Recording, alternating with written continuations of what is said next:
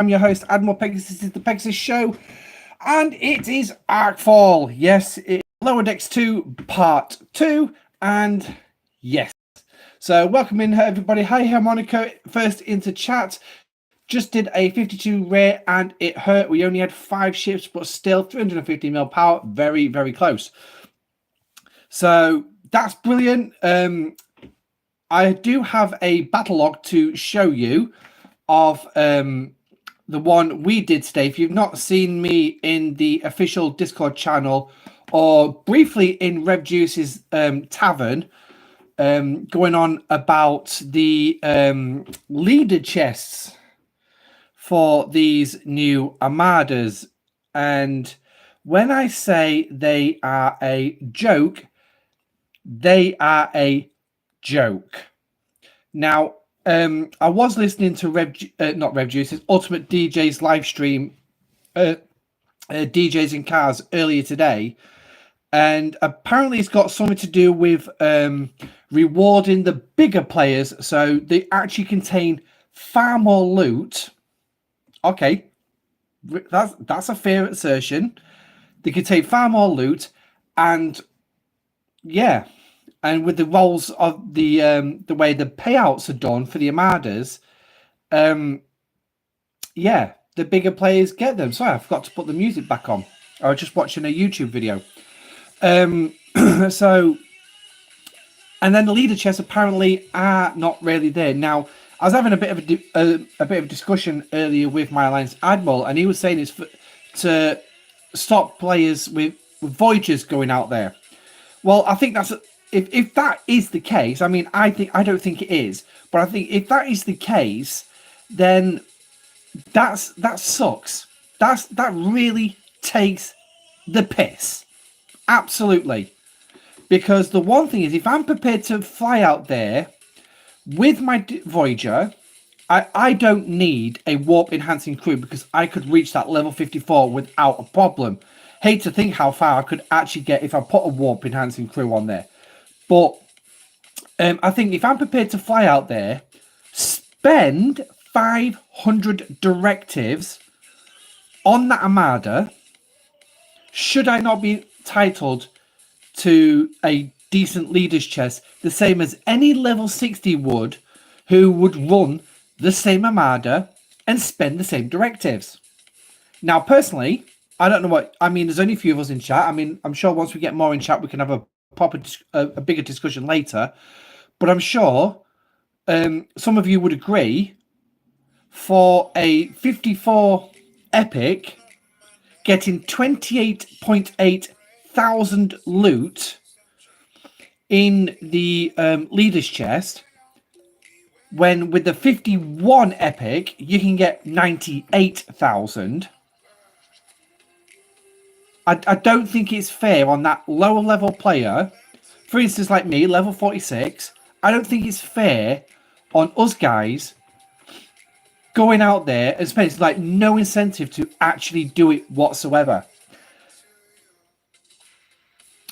Yeah, exactly, Harmonica. Very unimpressed. I was fuming when I ran it because I went out there. I saw our top alliance 300 running a couple of miles. I thought, all right, I'm not going to get a shot in them.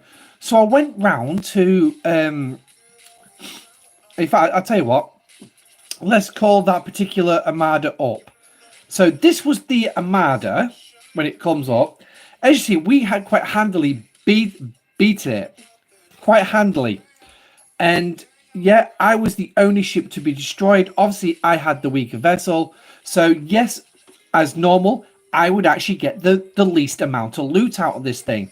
But I mean, I still walked away with 28.6 thousand. So, not bad, realistically. But I'm prepared to fly out there. And if I click on the waypoint board, as you can see, this is where it is.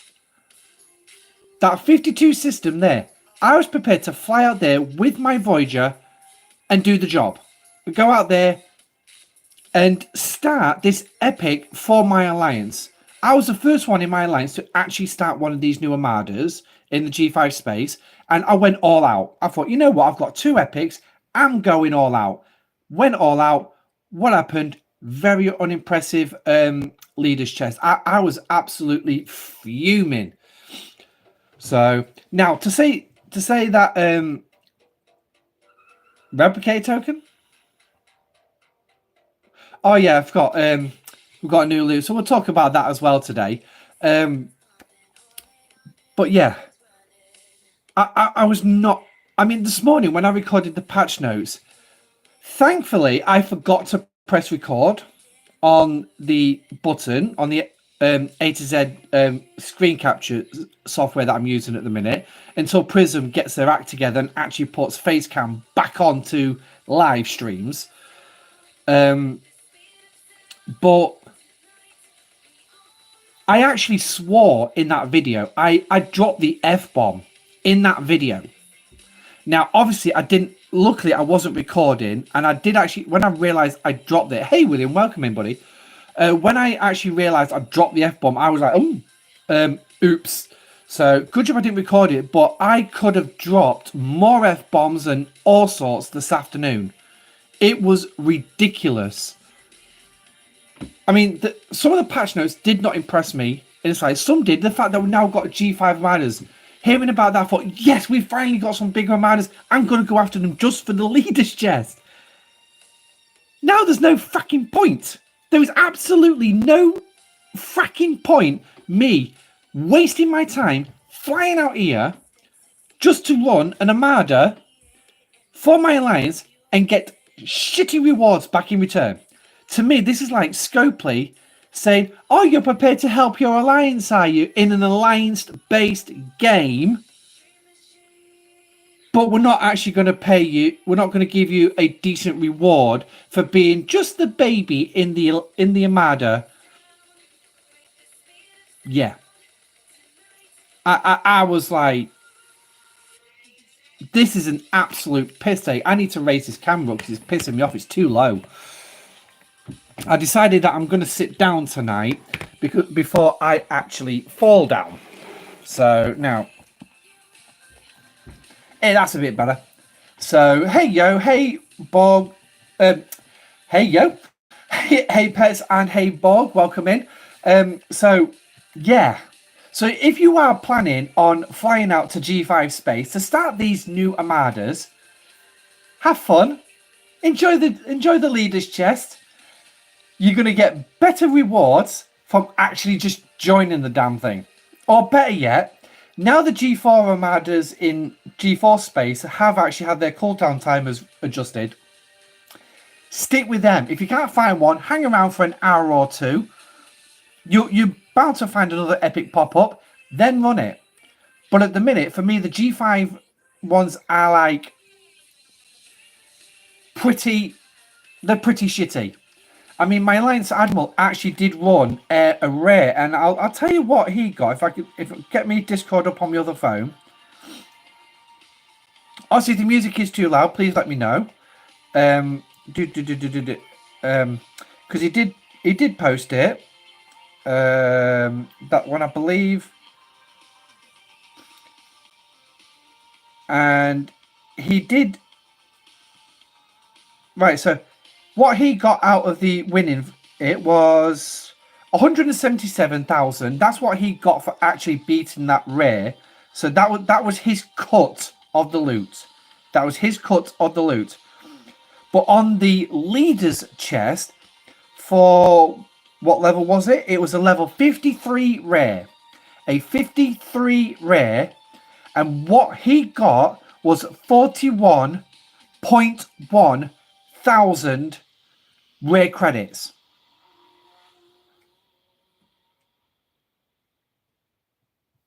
I don't know if anyone else has got that over urge to just literally shout, "What the F?" I will stop myself short of actually saying it. What the F? To me, that's like Scopely screwing over lower level players who want to help their alliance. That's the way I'm looking at it.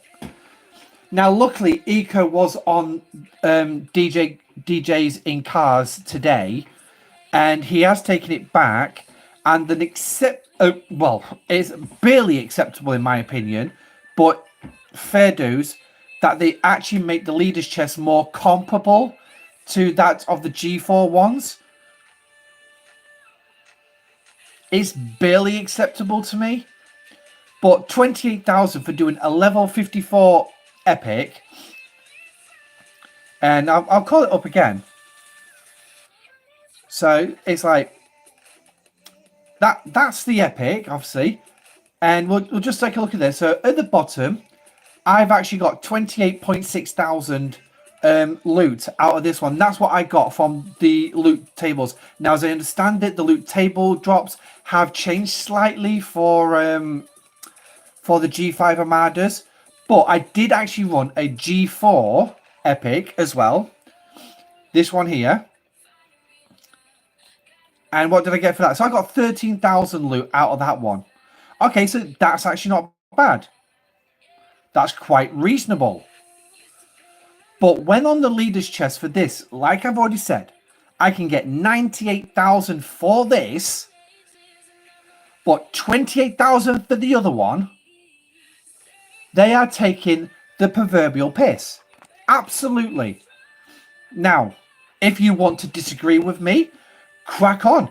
Drop it in the comments. Disagree with me. Tell me that I'm wrong and that I should just shut up and accept the pittance for trying to punch up to better my game using what I've got and not spending money. Because to me, this is what it's going to boil down to. But doing that, is there an incentive there for me to go buy an Armada Directive Pack for $100 or £100, wherever you are, or whatever the equivalent is in your currency? Is the incentive there for lower level players who want to punch up, who want to help their alliance in G5 space because they can reach it with Voyager? Is there an incentive to go buy that pack and start an Armada? And I'll let you answer that question. I'm not going to answer that question. I've already got my opinion on that one. And I'm sure that should be pretty clear. So I've got something on my screen that I'm just trying to get rid of. But I'm going to let you answer that question. Drop it into the comment section below. Do you think that this is an incentive for, say, like a 44 or a 46? Hey, Marcus, welcome in. To go out, buy that pack. I mean, let's, you know what?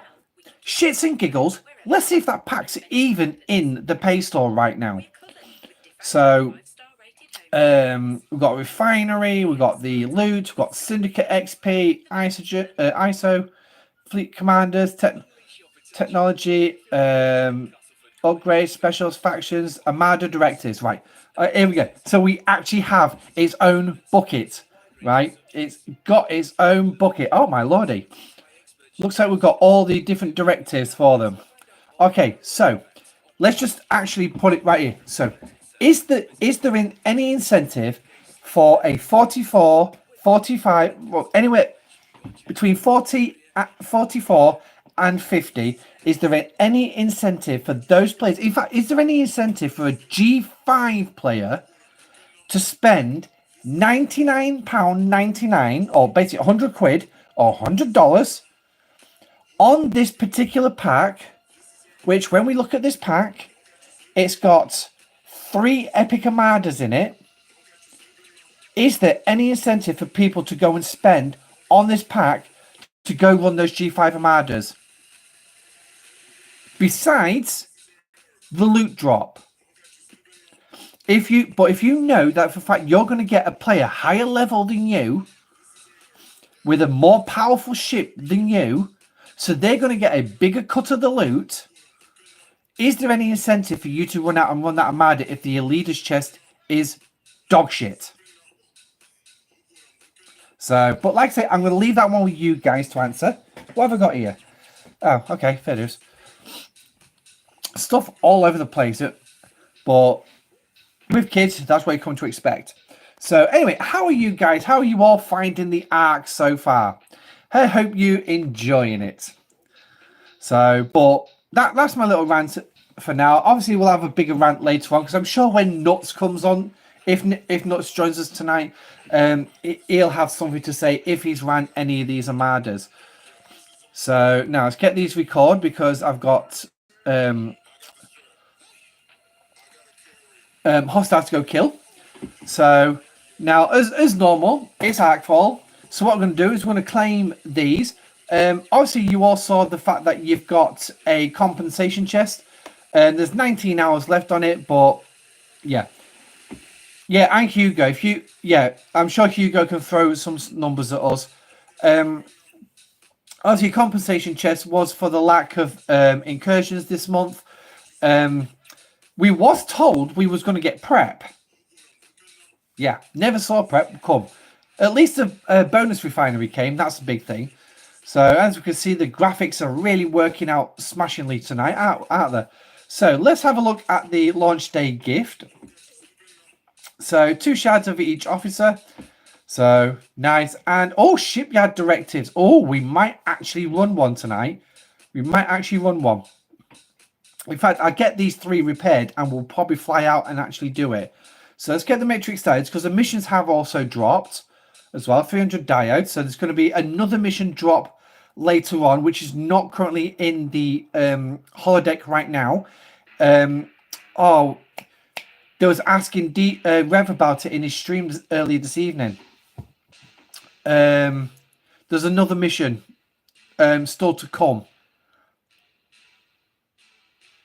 I seriously don't know what's going on with this lot right now. It's doing me head in. But so we've still got that to come. Now, some UI changes that you would have obviously noticed. I had to explain this earlier to a couple of people that they're obviously not seeing the battle pass here. No, because if you look at the top now, we have a new tab called Battle Passes. And if you click on that, that is what you are going to see here. You're going to see the Battle Pass and you're going to see the subsequent events go with it. Now, yes, we do not have the seasonal territory Battle Pass at current. While I have no information, my presumption is it's going to drop tomorrow with the fact that territory starts at 9 a.m. for takeovers. And the first sector that's going to be up for grabs in territory, if we just zoom back down here, the first territory up for grabs is going to be Adia. That is the first one on the roster. So start there and you work your way to where you want to be. Obviously, the next one is where I currently am based at the minute is Otama. That's what we're planning on going for, and then working across to Corva because we're looking at the Gilded Pickles blueprints, which obviously are in selected T3 sectors. One thing as well, when you actually look at these, you'll find that if you actually look at the material, it's not showing up properly, but what's new? As you can see, the 5-star there is going to be in alpha. In beta, you're going to have the 4-star. And then in gamma, you're going to have the 3-star. So you're going to have all them available. And then obviously, if you go into the embassy and click on and look at the services available. So let me just move that scoreline out the way. But as we can see, we've got the Metreon particle as normal for a tier 3 sector. This is the service that we're going to be having as a hull enhancer, which is actually quite nice. But we're also going to get the Monavine construction yard, which basically means we're going to be able to get blueprints for the Monavine. Obviously, we can't do this for another 3 days, 17 hours. And that will be at 2 p.m. UTC. So now we are expecting that other alliances would have actually looked at this as well and potentially considered that this is what they could go for. Because the one thing is, when you take Otima, literally there is no... Okay, there's a solar armada in there apparently. But there is no other path straight to Corva between now and Saturday. There is no other path. I mean, you got Rosha. No, won't do it. That's just had its T2. That's just had its takeover. If we actually have a look, see, it's 5 days away. It's just had it today. It just had it yesterday. So no, this is not going to connect to it. And then the one other system that connects to it is a Corios. And again, look at this. Again, 5 days, 15 hours. So it's 2 hours less. But again, that's just had its takeover 2 days ago. Well, a day and a bit ago, actually. So absolutely no chance. The only way you're going to make cover is to go to Ottoman first. So obviously, yeah. So that's what we're doing. So we will be going through that, and obviously it starts tomorrow. So I'm going to be happily flying around territory. If you want me to go over a couple of ideal crews that you could potentially use for territory capture, I'm quite happy to go through some for you. Give you some ideas of what to look at. Obviously, if you saw the territory video I put out, obviously I gave a couple of suggestions, some officers you may want to use. So obviously there was a couple of officers I didn't mention in there because obviously I'm leaving it down to you guys to decide what your best is. You're going to be for your PvP, but I'm quite happy to entertain any crews. And see, I mean, I've got to load all 6 of these ships out for tomorrow morning. I'm not doing any mining; it'll be done tonight. I'm not doing any PvE with save the the freebooters in the morning. That's it. Everything else has been suspended until after territory takeover, because I'm going full in on territory, PvP, running around. Yeah, I'm going to end up having some fun. But anyway, let's have a look at the other systems which contain the new services that we've been given this month. So in Barossa, obviously this is another T3 sector, and what you're going to find in here is you are going to find a chronometric particle generator. So there is absolutely no monavine in this one, because the monavine is contained to just 3 of the 6 tier 3 sectors. So and they sort of adjust a little bit, and if you work it out where they're positioned on the map, it usually goes monavine generator, sort of like that. It's sort of a pattern. So just bear that in mind as you actually look at this. Then if we go across to Borellan, obviously, and this one is going to contain a monavine service, the construction yard. So obviously you can get your blueprints from here and then start working your way towards getting the monavine. So up to this one is Nymir. This one is a chronoton generator, particle generator. So like I said, it's working on a pattern. Then moving across to Tholios, you've got the monavine. Now this is the only slight exception to this. Oh no, sorry, it's a chronoton generator. So sorry about that, I got that one wrong. And then if you go up here to Makala, and that actually does contain the monavine construction yard. So there are your 3 sectors. Now, one would presume, looking at when you actually scroll down, you're going to see, sorry, it's just behind me a little bit. The services are pretty much the same. So one would assume, well, I'm going to make the assumption, I could be wrong, that it's going to be like this for 3 months. Could it change for January? Who knows? I really don't know. There is that possibility it could change for January. So then it could be the 3 sectors literally just swap. So it's like this could end up being the generator. We could end up with the generator for 3 months. So it could be something like that. So basically, what I'm seeing here is that for my server, I'm looking at potentially the top 6 alliances that go for these sectors will be the ones that get the generators for the first week. Obviously, the monavine ones are going to be the most sought after to get the gilded pickle. But again, that's going to fall to the top 3 alliances.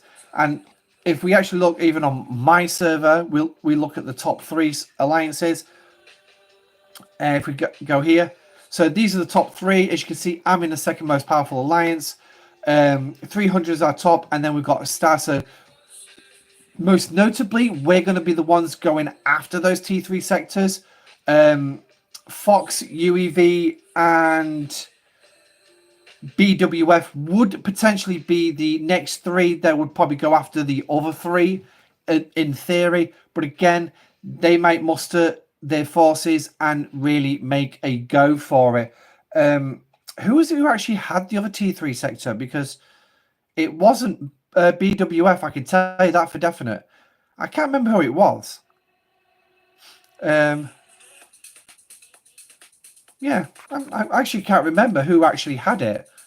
I knew some of them. So I think it was UNIA who had it on our server, but yeah. So tactics is definitely going to be a big one that you're going to need to look at.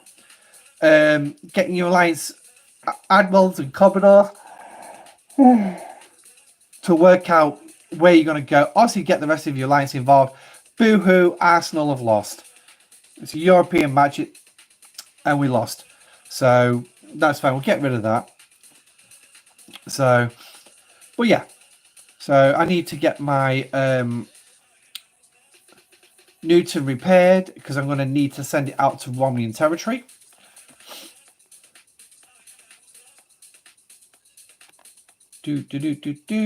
Oh, I don't want to. Oh yeah, I do. I need to swap ships on that one, don't I?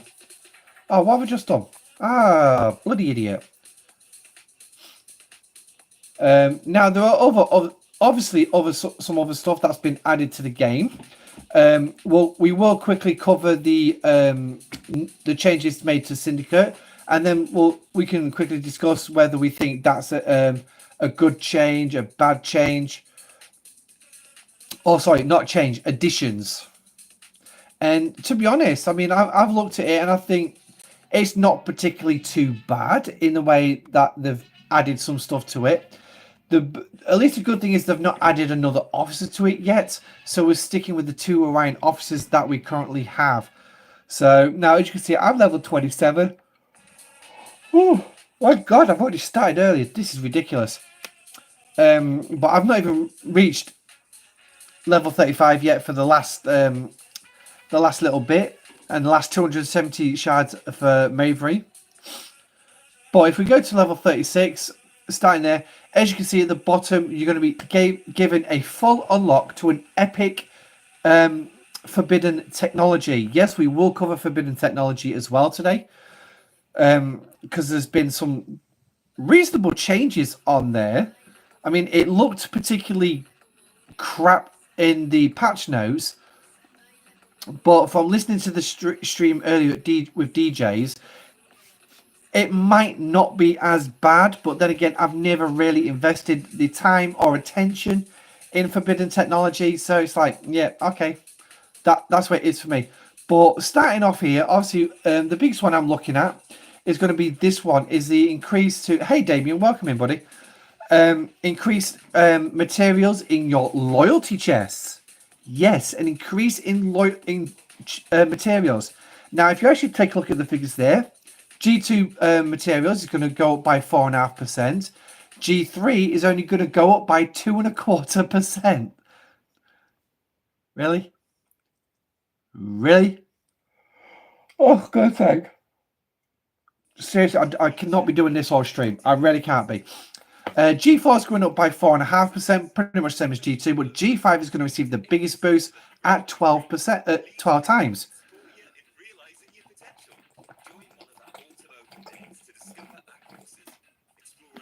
I don't know why I was saying percent, because it's not percent.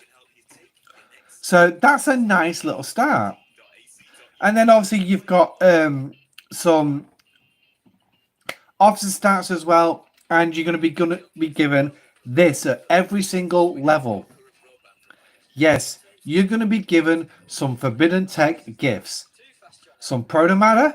Ooh. Some team up catalysts. Woo! Some reactors.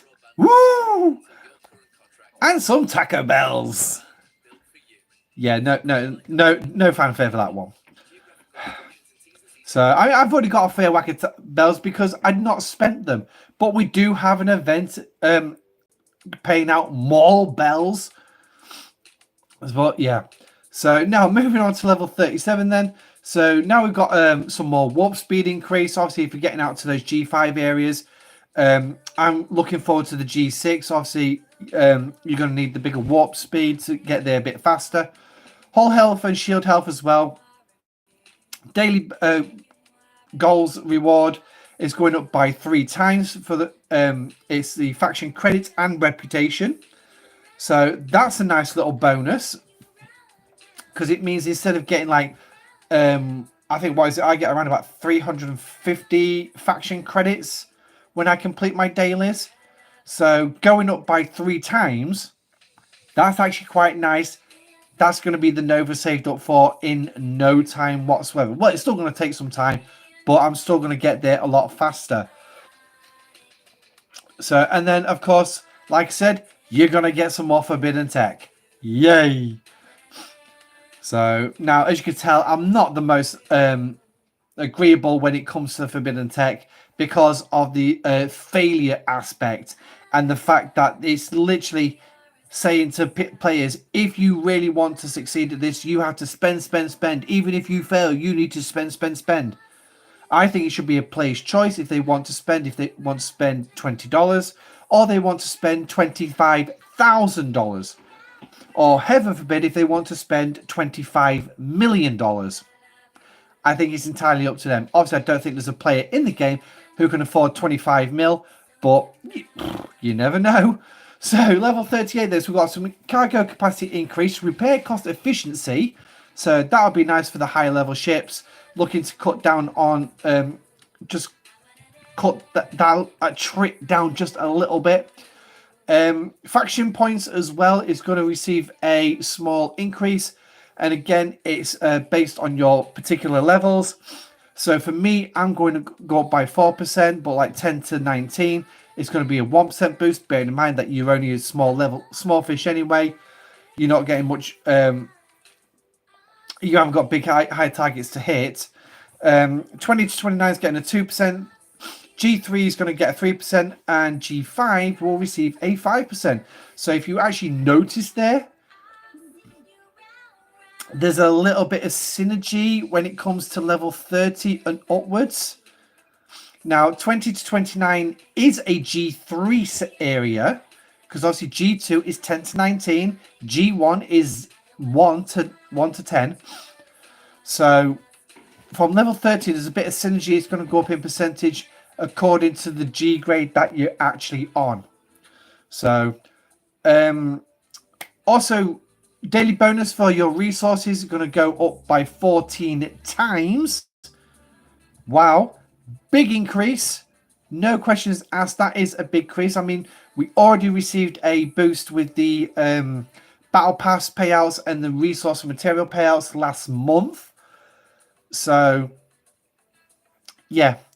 And then obviously you're going to get another officer preset. Now, there are a couple of presets as well in amongst this if you've not already seen. So you're going to have more slots to put officer selections on. I've had one recently added and I've not even filled it yet. I'm not even sure what crew to put in it. At the minute, I'm looking at maybe rejigging it all and seeing what's what. What is my primary focus? Where do I want? What crews do I want where? So things like that. But it's something I've got to go through. So moving on to level 39 then. You're going to have some faction points increase by another 4%. Spartan, hey buddy, your presets are all your solo Marder setups. Now, that's a fairly good idea. I mean, I do have my 3 primary Marder crews, which is one for my strongest ship, one for the next, then it's, what have I got? I've got DS9 with Hull Breach, and then I've got TNG with Janeway for the isolated damage. So obviously I've got 5, 6, and Khan on my big ship. So yeah, so that's why I run, and I've got some PvP setups as well. quite a few PvP setups because PvP has changed so much. So I've not got a PvP setup yet. I'm still working on that one. But again, I'm going to need the strike team main officers for that one. But then again, with the fact we've got Carol Freeman been released last month, I'm thinking that maybe she would become my primary setup with Lorca and Honor Guard Worf, if I remember correctly. PvP is, yeah, Lorca, Freeman, Honor Guard Worf, yeah. So that's the crew I'm going to be using tomorrow. Now I'm debating whether to put it on my Sarko and have it as my Sarko defending that the capture node, or put it on my Newton to actually go fight some of the other ships. Because at the end, I don't even know who I'm going up against. Sorry to interrupt. Am I right to look through the water? Yeah. So, right. So that's level 39. Have we covered all? No, we haven't. We only decided the faction points. So yeah, your faction points are going to go up by pretty much the same level. It's obviously for your reputation and that. Whole health, shield health, bonus daily gold rewards, 3.5 times your faction. So again, faction reputation and credits are going to change, and that is for your daily goals. So that's going to go up by another 3.5%, and then some more forbidden technology. Like I said, that's coming every single level. So level 40 then. More officer stats, more material boost for your loyalty chest, forbidden tech, and a new slot for your fleet commanders. Yes, a new slot. I've still only got the one at the minute. By the time I finally reach level 40, I'll get a second one. But obviously, then I'm going to have the one here as well. So now, the one thing that does worry me at the minute that I have noticed with this is the fact there is no increase to the amount of daily syndicate you can pull. There's no increase. So I've not seen it yet. I don't know if it's something they forgot about or they just weren't interested in adding it. So I know there is one pre-35.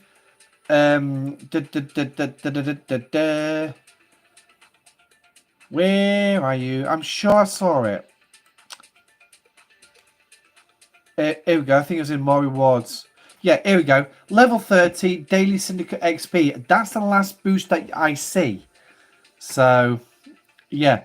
Are you going to be relying on your Mantis to give you that extra Syndicate XP just to get you up? So, but anyway, moving on to level 41. 8% increase to faction points. So, again, that's going to be split according to what grade you are. 100% to hull health and shield health. 15-time bonus for resources in your daily goals, but again, 15 times is based on my level, so it will be level based. Some forbidden tech and a syndicate frame 7. Yes, the 7th syndicate frame.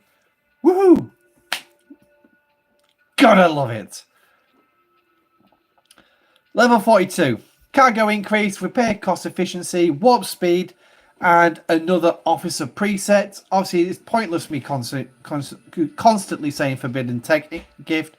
But yeah, so a nice little boost there. Again, bit more saving, especially for the G4, G5 players and the G6 players when it does roll out. So because obviously G6 not rolled out this month, I'm going to say this now that I think it's coming in November. I have no information, but I think it's coming in November. So, level 43. More faction point increases, another 8% for my particular bracket. Hull health and shield health increase again.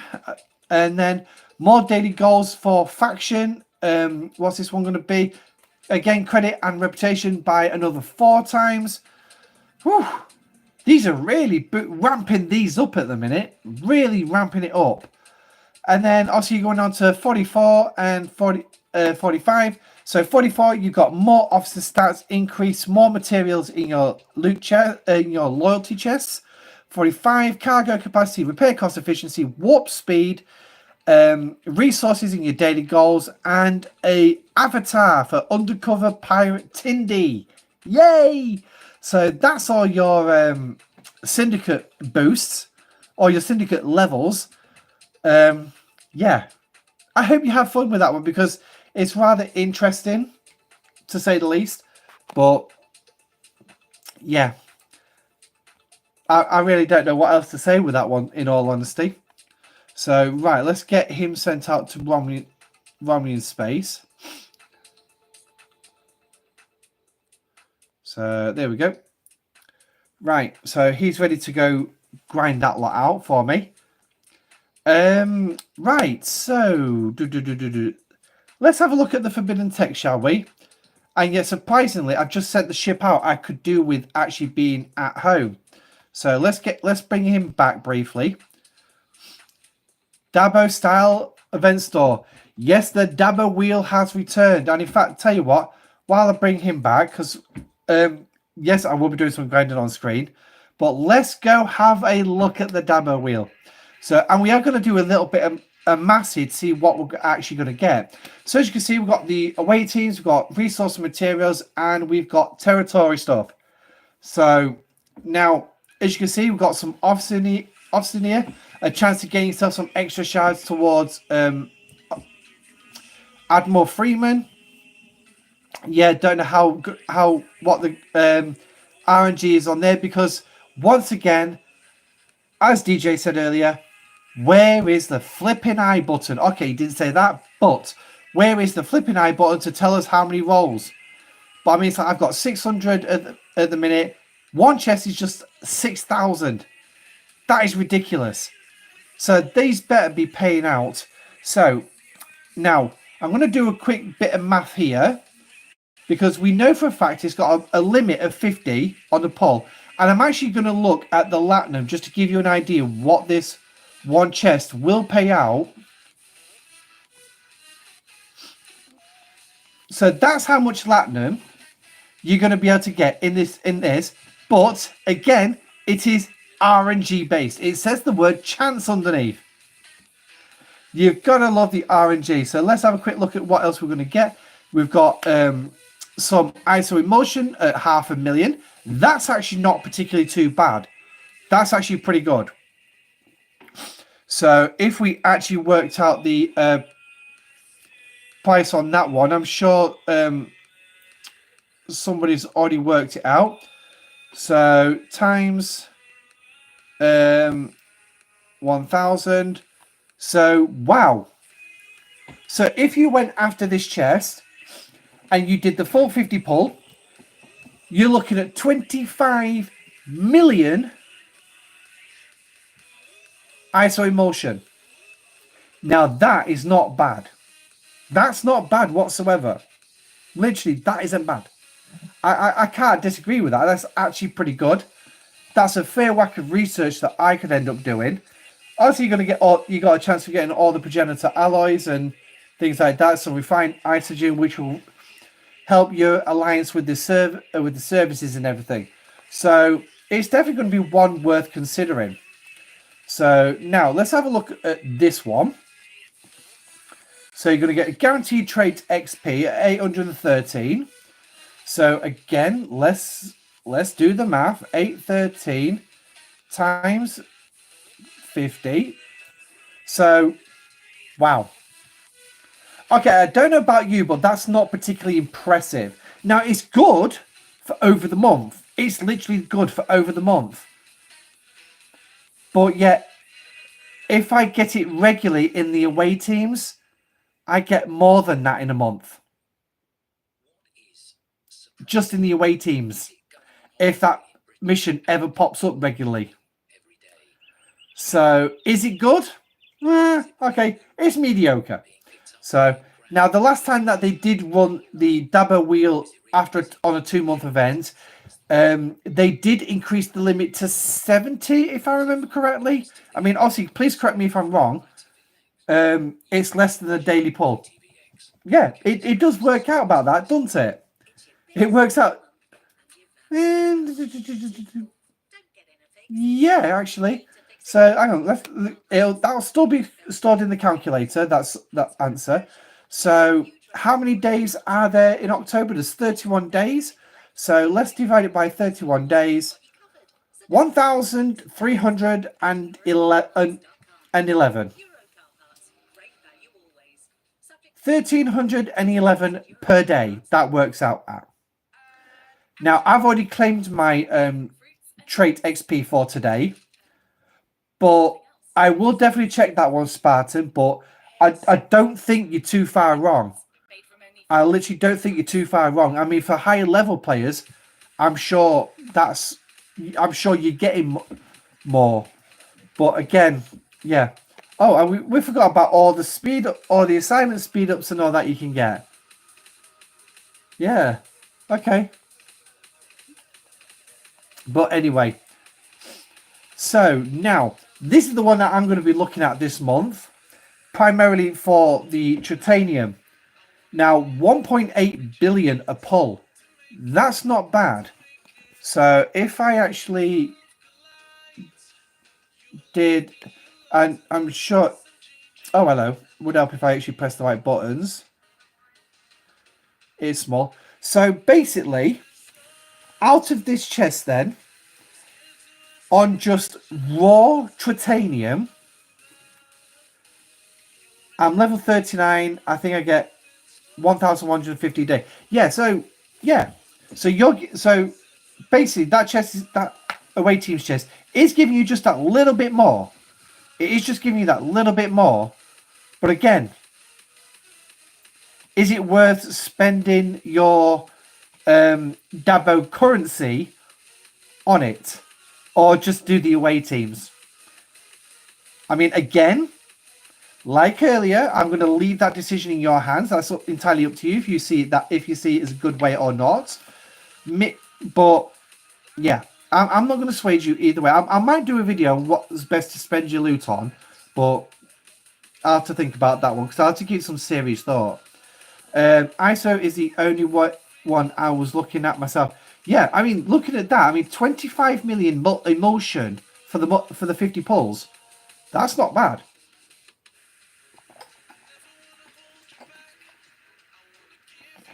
So, I mean, God only knows what they're going to be running in November and December, but so we're looking at. Hey, JT, welcome in. Away teams looks good too. Yeah, just looked at that one. Not completely impressed with that one, to be perfectly honest with JT. It works out 1,311 trait XP per day if you do it, and that's just based over 31 days. So, yeah. And just a heads up, guys. I was thinking that we was going to have a 2-week break before this arc dropped. No.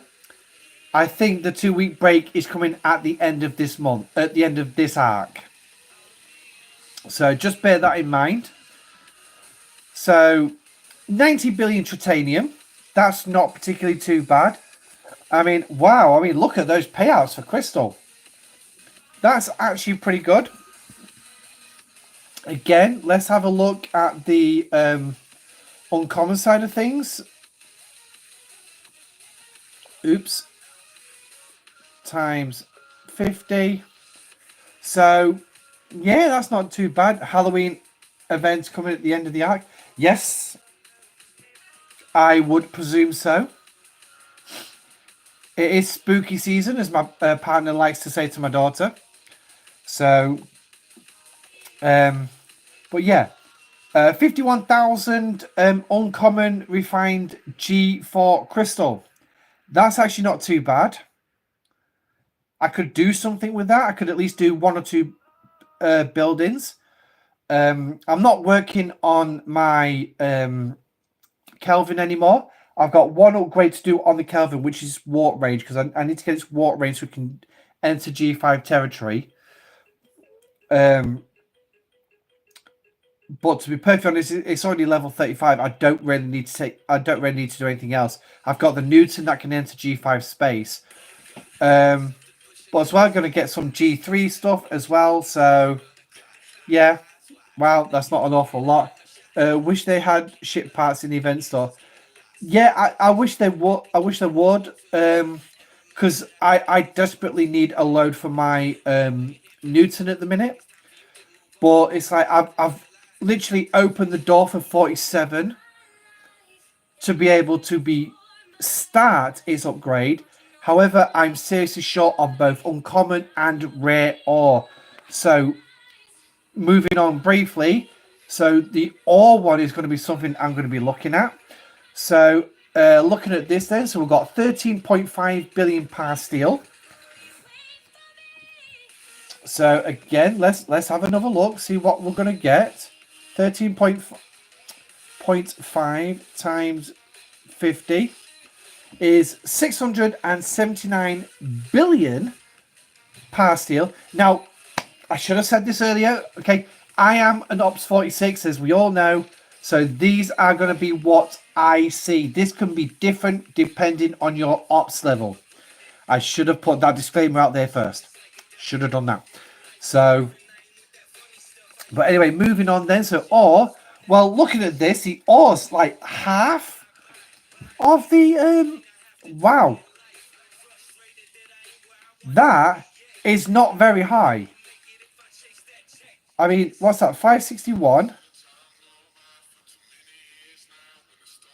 Wow, 28,000 or uncommon or this month. Woohoo! Yeah, I don't think I'm going to get anywhere near what I need.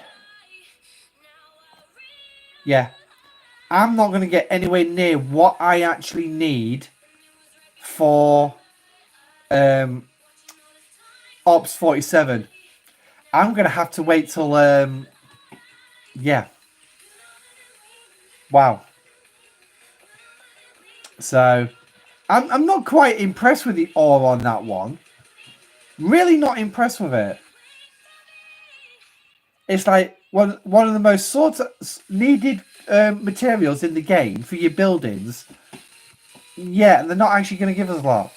But anyway, so looking at dilithium then. 350 million dilithium we're going to have on this one. For the... Oh, monkeys.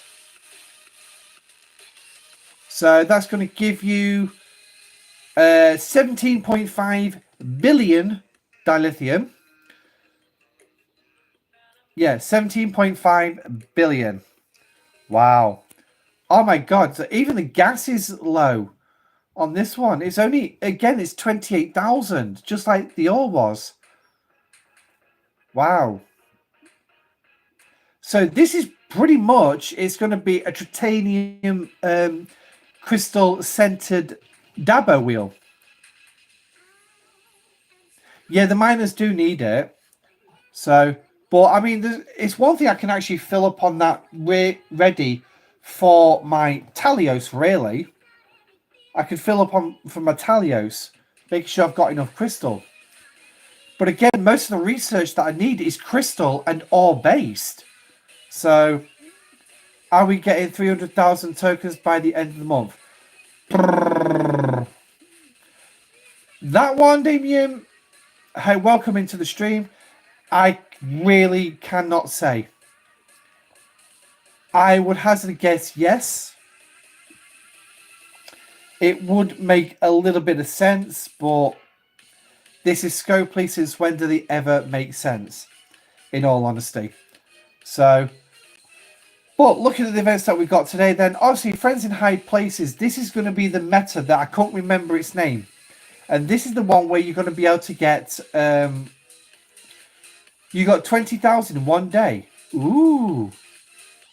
Hey T, welcome in. Oh, does it really? I didn't realise that. Crystal always pays out more. When a proper month comes round for resource materials.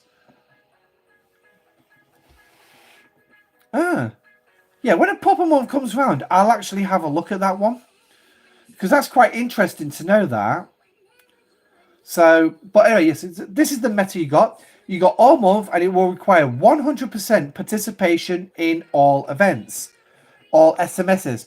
So you will be able to gain the Admiral for free this month, but again, it's not going to be completely free because you're going to have to put the effort in. You're going to have to do the work. So it's like this event here. It's go destroy Borg probes. Wow, 2 points, 30 of them. Yeah, I'd blow more than that up on my standard daily Borg thing. But because we got territory, I won't be doing Borg. But defeating hostiles, 1 point, 60. Yeah, I'm probably going to get that done this evening. Not a problem. So, but yeah. So as long as you make sure that you complete every single SMS this month, in this bucket, you will unlock the Admiral Freeman. However, you will also be getting shards through various other places as well. So just bear that in mind. We get him with that event, or do we have to buy the Elite Battle Pass as well? No, just this meta. Just this meta. Okay? If we have a look at it again, look at that. 15 points gives you 30 shards, which is a full unlock. And as you can see here, complete Friends in High Places event. 1 point every single time. So what you're going to find is when it comes up, so we've got the aptitude test first. Again, complete this, and it's going to give you. Now I can't seem to get this. Here we go. Oh, it's a 5-year anniversary credit. They changed its bloody colour because it's now blue. Why they changed its colour, I really don't know. They should have just left it as it was. So, but completing this, and if you actually look, it says the Admiral is here. Oh, yeah. So this was doing the. If you remember that episode in Lower Decks, pretty good episode where Bulma was desperate to get a 100% rating on this. So, and as you can see as well, it says right here at the bottom, complete for points towards the meta to unlock Admiral Freeman. So, okay, so I just had an announcement from my alliance on something, so I'll check that out later. But yeah, so complete this event and you will score a point towards the Admiral events. Now, there might be a couple of SMSs which might take a couple of days. Or there might be a couple of days where there's no SMSs. But basic complete them. It's just judging by the calendar, it's pretty much going to be the same as usual.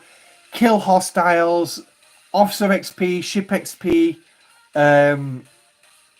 kill some more, mine something, spend this, do that. You know, it's the usual thing in the game just to complete it. So, well, yeah. So also you're going to get complete missions as well. Complete the missions and you're going to be able to get a whopping, what's that? 12,000 points in there. And the missions that you need to complete is all three. Temple cartography, that was the mission. People have been asking where that is. That has not dropped yet, so you won't be able to do that. You will be able to do the other two missions though. So that's going to give you 250 points. So that's going to get you 8,000 points if you complete them very, very quickly. But again, don't worry, you've got all month to get that done, so do not worry. I won't be keeping track of how much loot we're getting this month because it's not a proper event store. It's not a proper event store. Also, we got this SMS, which is, again, is killing more hostiles. Or you can go out and smash up the Texas class starships, where you're going to get 3 points each. So you need 100 kills on just normal hostiles. When it comes to the Texas class, you need about 30. So again, I can put the Newton out overnight, and I'm going to complete most of this event without too much of an issue. Obviously, there is the bonus as well. If you can find and defeat the supply ships, you're going to get a bonus of 10 points. Woohoo! So, yeah. Have fun with that one. Now, if it actually does anything, or has the game actually crashed? Are we having a crash live on stream? I think the answer is going to be yes. We are having a crash live on stream. It's taken an... Oh, no, it's actually clicked over. It's clicked over. So, right. So there is an SLB running as well called the Conqueror. And basically, this is just basically completing like your core events. You get 20,000 points for completing each event. Battle Pass, again, you're going to score 1 point. Collect 1 Battle Pass point. So it's going to give you a point. Apparently, I've already got 20,000 points, but I'm ranked 188. I'm not particularly that fussed. But again, getting officer shards and defeating hostiles as well. And what you're going to get? Well, you're going to get an avatar. No worry, guys. It's an SLB. You've got all month to get it done. If you're into avatars, then crack on. I'm not so. But the one thing is, I'll definitely score points and everything because obviously, I always kill hostiles. I always do my battle pass events. Yeah, I'm a bugger for it because I always want this. Yes, I want the Latinum and I want the broken de-sealing rods from this as well. So I'm not particularly too bothered about the avatar, but yeah, again, the Latinum and the broken de-sealing rods. So again, got a month to get that done. Now you got this event running as well, which is a heroic SMS, which is basically get a prime, go out, get the prime node, Prime Armada Refinery. Woo! And the rewards actually aren't particularly too bad. 7.2 billion raw titanium, 8.6 billion in tokens. Plenty of crystal as well. So yeah, it's actually worth something, that one. But again, you gotta go out and spend $100 on it and be able to get it. Mission Key Hunter has also returned this month. Yay! Don't forget, go into the web store to collect your daily keys. And again, you're going to get some... I'll tell you what, we're really having fun with this. So you're going to get some Taco Bells. And in this one, obviously, you're going to get Pick Wharf. Again, this is going to be more shards towards leveling up that officer. But again, you're going to see them in the new Armada chests in the Alliance store. So check them out. Also, you got your own SMS to complete. You got 8 days to do it. And you're going to get 3 Riker shards and some Taco Bells.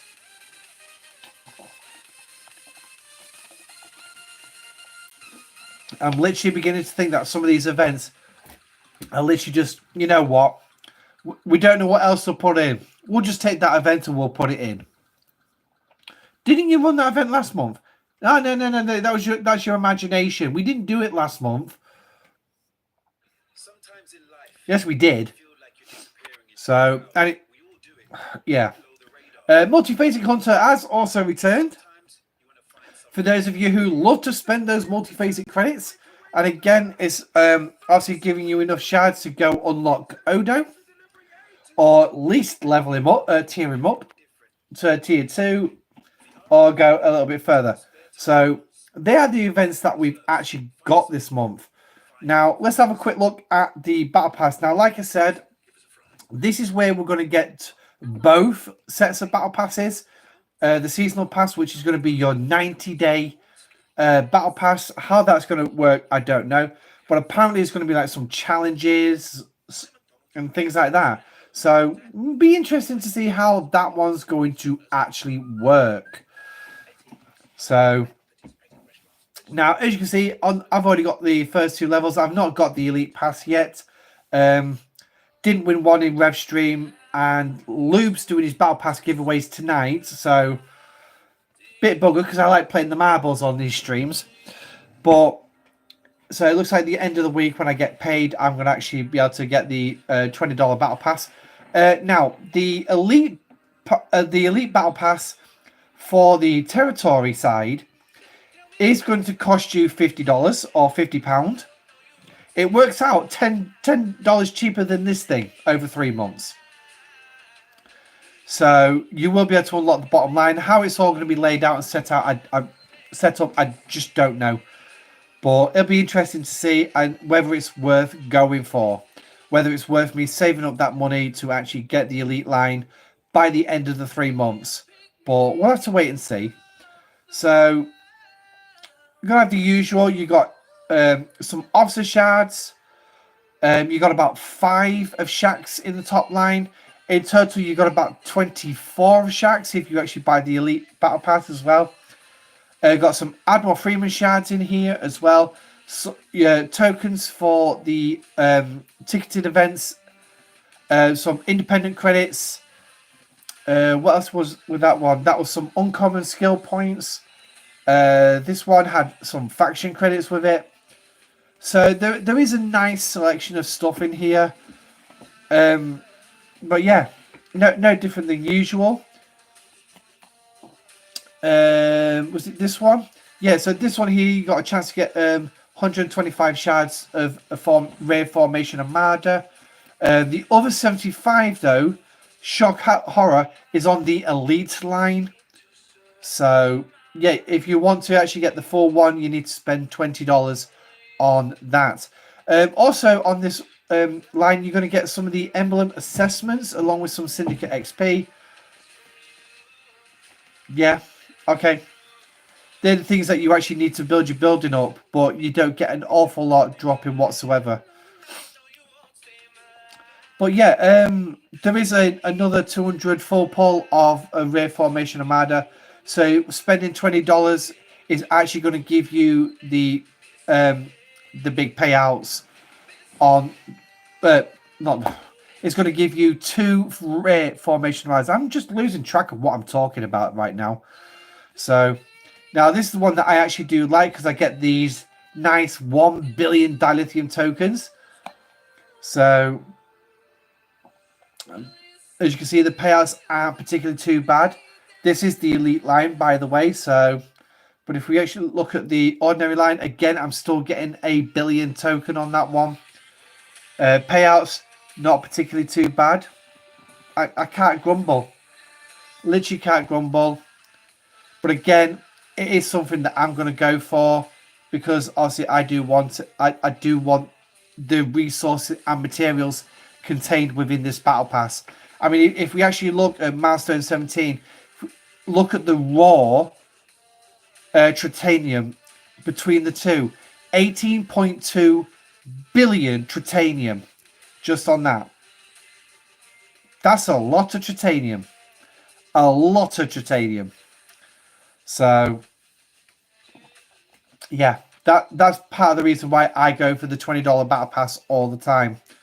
Obviously, I'm going to keep saving up until the weekend. I'm not going to bother collecting it all just yet because there's nothing that actually urgently needs me to collect it.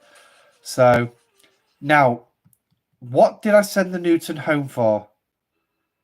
I sent the Newton home and I can't remember what for.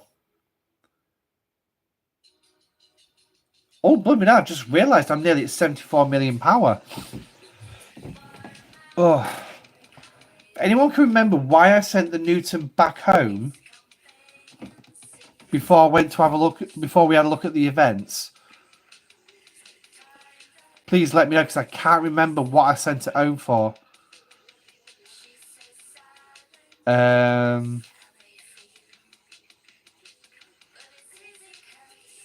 Yeah, I can't remember why I sent it home. So I'll tell you what, I'm just going to send it out to Romney Territory. Oh, thank you. Yes, Forbidden Tech. Cheers, Kevin. Welcome into chat. So, Forbidden Tech. Yes. There's been a couple of updates. Obviously, you've seen the patch notes. There's some new tech added. But if we actually look at this a little bit first, you'll notice that the chance to upgrade is actually pretty much 100%. There's literally a 0.01% chance it's going to fail. But again, this at the minute is level 1 of tier 1.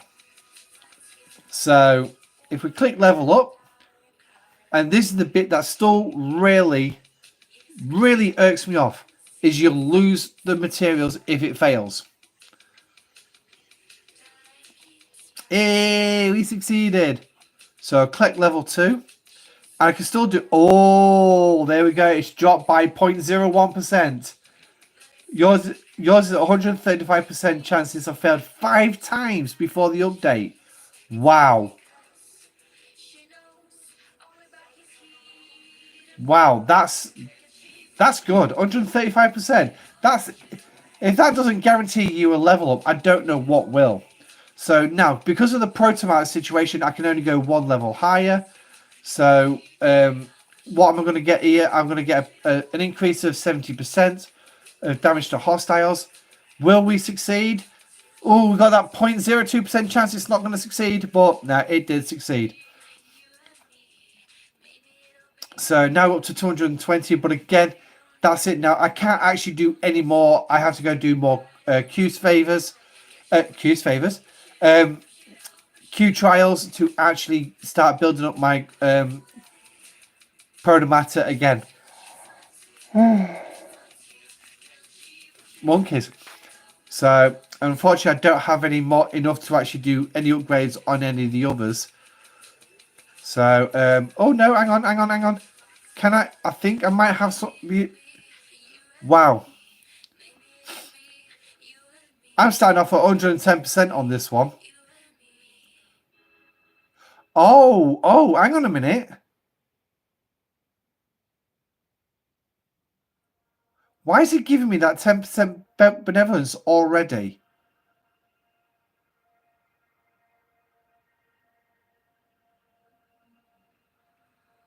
That's strange. Let's have a look at something, because something's really bugging me.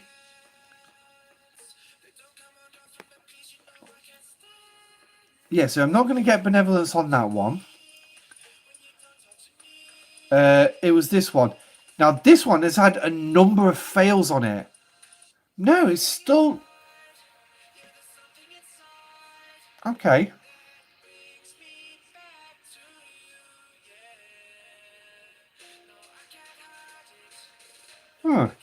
That's strange, that. It's very strange.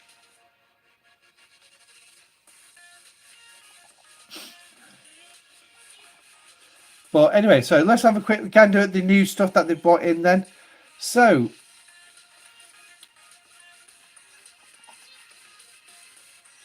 how can I see it? Get it on bigger screen. Hey Matt, welcome in, buddy. Forbidden Take, yes. So, the new... Let's move myself out of the way a minute.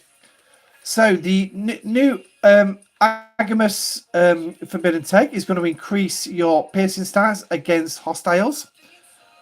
And then increases your rewards, increases critical damage, and isolytic damage. So that's what you're going to get from Agamus. So not particularly too bad. Then we've got the Berserker Complex. I couldn't even put that in an episode. If anybody knows where this thing's from, please let me know, because I've got absolutely no ideas. I don't even remember a Berserker Complex.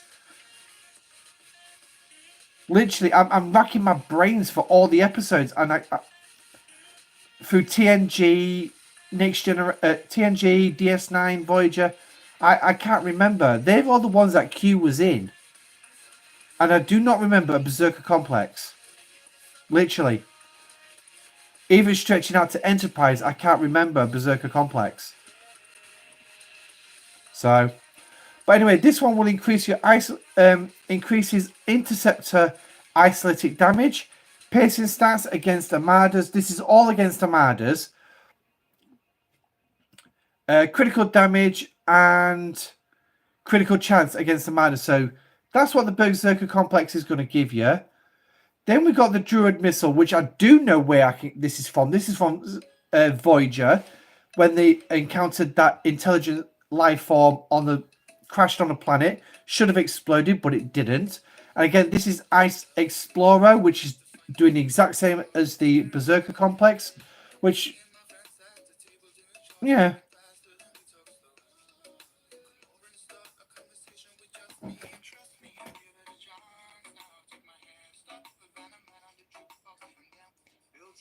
Yeah, I'm not going to let that song playing. Even though it's not Ed Sheeran, I don't want a copyright claim against that one. So there's a chance that's probably going to get muted if I find that's actually come up as a copyright strike. So, yeah. So we've got Explorer, we've got Interceptor, but yet there's nothing there for the battleship. Is the Hull Piercer that one? Oh, yeah, the Hull Piercer. That's going to be the one for the battleship. That's the torpedo from Star Trek Into Darkness. So, yeah, no, that one. Red matter, the thallium radiation, we know exactly where they're from because we've already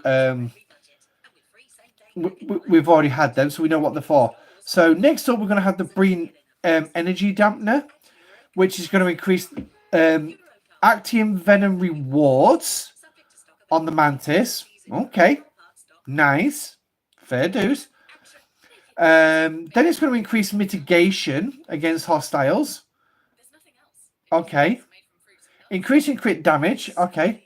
Increasing cargo capacity. So there it is, right down at the bottom. Now, I did say this in the patch notes, that it needs to increase the cargo of the Mantis, because otherwise it's pretty much useless. So they left the best part of this particular one, the energy dampening, till the very end. So you really got to level this thing up before you stand a cat and mouse chance of actually, getting what you need out of it. So, but hey-ho. So the Control Seeker increases mitigation, hull health, piercing stats, and damage against huge tries. I think we've already seen that one last week. So now here's one of the base raiding thingamajiggers. So increases mitigation stats for 3 rounds when attacking player stations. Okay, fair dues. Increasing hull health. Yeah, you could probably do with that little bit more hull health when attacking stations. Increasing isolated damage when attacking stations. And increasing ordinary damage when attacking stations. Okay. Yeah. Should isolated damage be underneath normal damage? I would have thought. But hey-ho. So, right, jump photon warheads we already know about. Energy whip. So, this is the one that's going on the Devore and the Devore Fisher. So, what is it? Increases concentrated mining for the Fisher. Increases cargo capacity, mining rate, and protected cargo. Okay, so that's fine. So, giving you that little bit more speed and some protection and some more space. So I can't grumble on that one. It's not a bad piece of tech, really. The Orion transporters. This was the other one against bases. So increases max cargo for survey ships. So basically increasing the amount of loot that you can hold. Increasing protected cargo. Increases the amalgam's maximum cargo. And then increases amalgam power effectiveness. So I'm going to guess that's the amalgam's ability. So this is one thing to shove on your amalgam and increasing that ship's ability by 25%. Okay. Yeah. Not bad. I can see some potential with this one. So.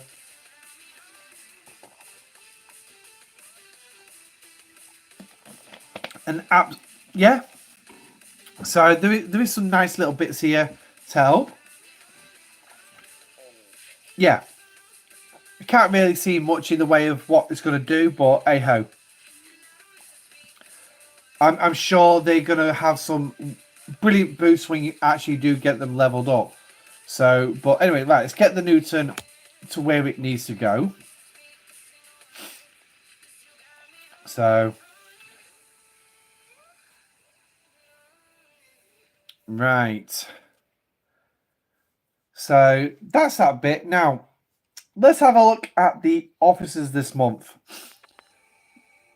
Because DJ was not overly impressed by the two epics.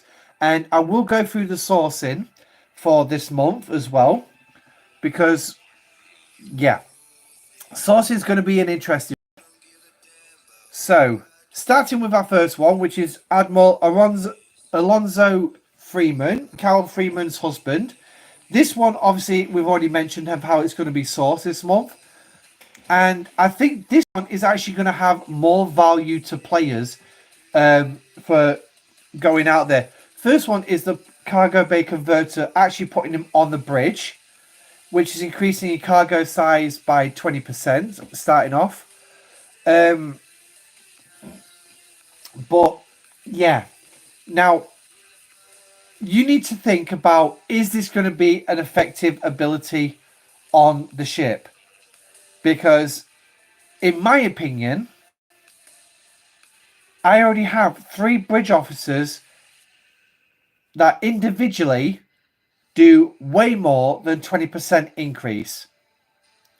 Way more. So to me, officer's ability seems a bit of a waste. But again, it can give you that extra boost, say like on... I can't say Voyager, because Voyager's already going to have that massive increase anyway. And again, I'd use the Amalgam on the same deck. On the same dock. Sorry, not deck. On the same dock. Brrr. More for a second Amalgam. Yeah, it definitely can be for a second Amalgam. Definitely can go towards working towards that. I can definitely buy that option. But I really don't see much benefit in the officer ability.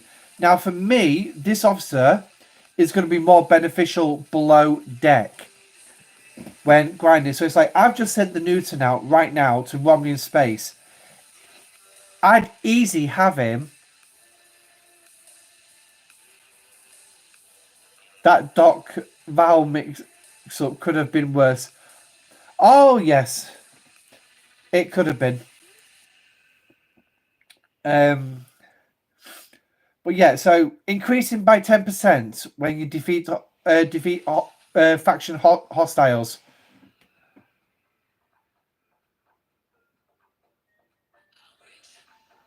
Yes, it could have been an I instead of an O. Like I said, I swore when I thought I was recording a video this morning, full blown swore.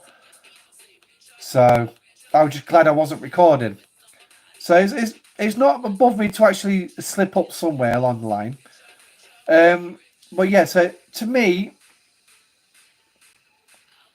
yeah, I'd easily put him below deck on the Newton. I'd sacrifice some stats just for it at the minute.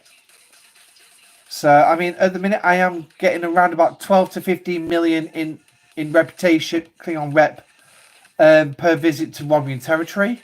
So, having that extra 10% on top of it, make it up to 16, 17 million is absolutely doable. I wonder if the rep will decrease for opposite faction by an additional 10%. No, because it's actually in the description. Increases the base amount of positive. Yes, Monica, like you just said there, it specifies positive. So which means any negative will not be affected. It won't be affected. If it is, well, God only help Scopely's game design for not actually putting the correct description on this. because it will seriously pee off a lot of players, as if they're not going to be peed off enough. So, but yeah, so to me, this is the more valuable of this month's officers.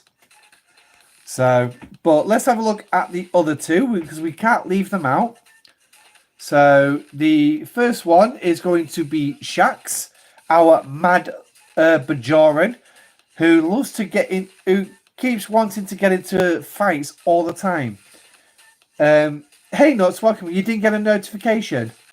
No, the link that was originally up from this afternoon, I wasn't 100% sure that I'd actually done everything I needed to make sure I didn't end up with the same issues I had last week. So, where the screen was just like tiny. So, I created a whole new one, but I did put a repost in Discord as well with the new link. So, but it's not unusual for YouTube not to actually not send you out a notification straight away. They should have named Shanks Papa Bear. Mad Bear would probably be a bit more like it. Crazy Bear, maybe. So, but anyway, so he's part of the Battleship Strike team. Most likely going to replace Ortega's. Because on a round start, if on a battleship and the enemy player has burning, Shax increases isolated cascade by 10%.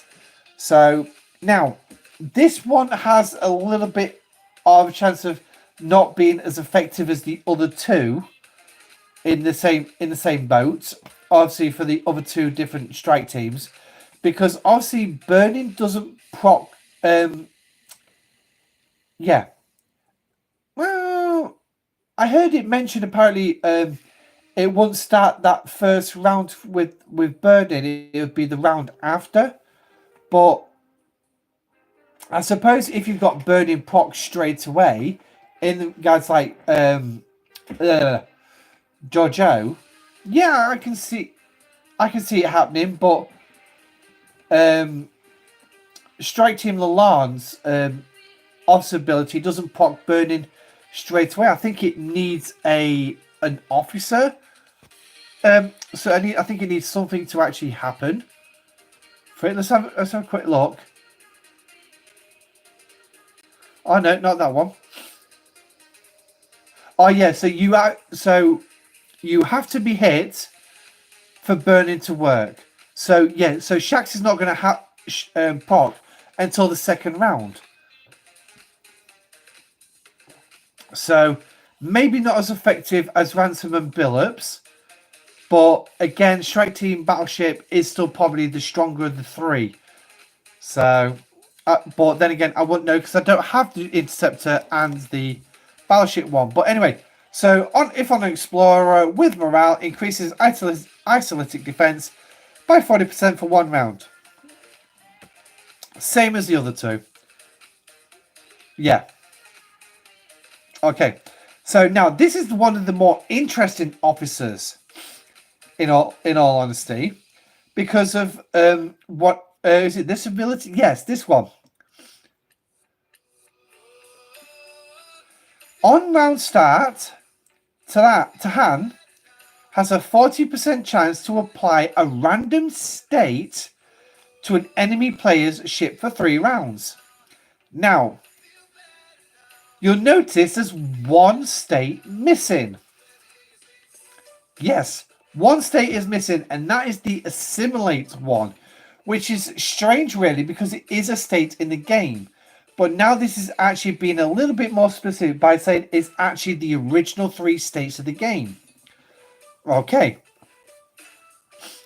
So you got a 40% chance of it working, but then you've got a 33% chance of whichever one it's going to be. So it's going to make crewing your ships a little bit more difficult. Now, obviously, it does top out 100% when she's maxed out. But again, yeah. It's a funny one. I mean, it's nice to have this little Yeah, strangely, she can give morale to an Enterprise for shield regeneration. Yeah, I don't think morale procs on the enemy ship. Oh, yeah, actually, no. If I'm reading it, yeah. But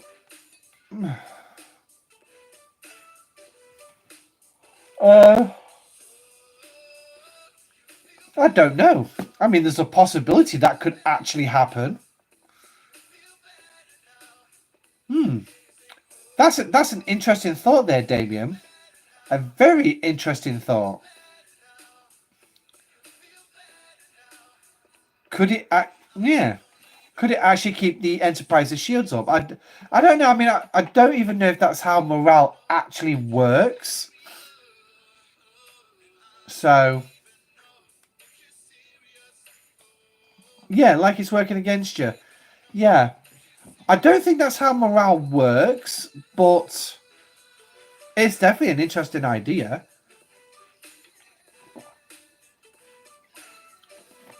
But burning in the whole breach, yeah. I definitely won't mind that. But then again, getting this officer and seeing what the battle logs say, what the proc, could be kind of interesting.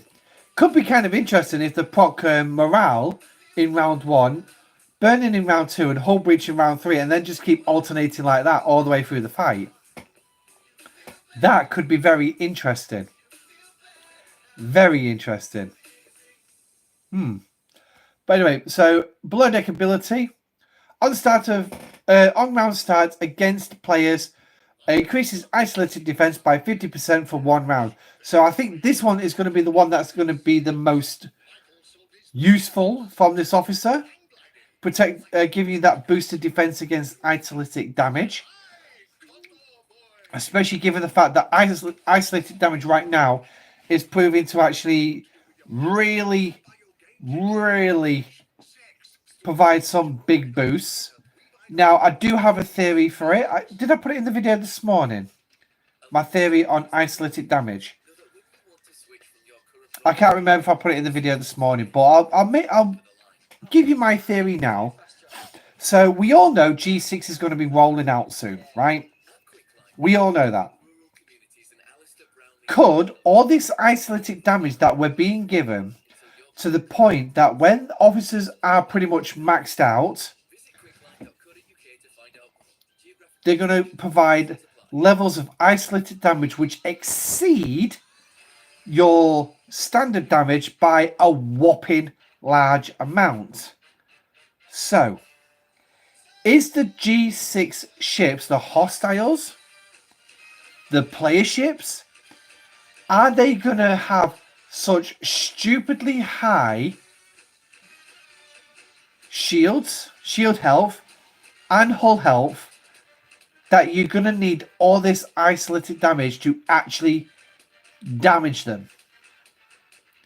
Are they going to have this such stupidly high shield and hull health that you need all this stupidly high isolated damage for them?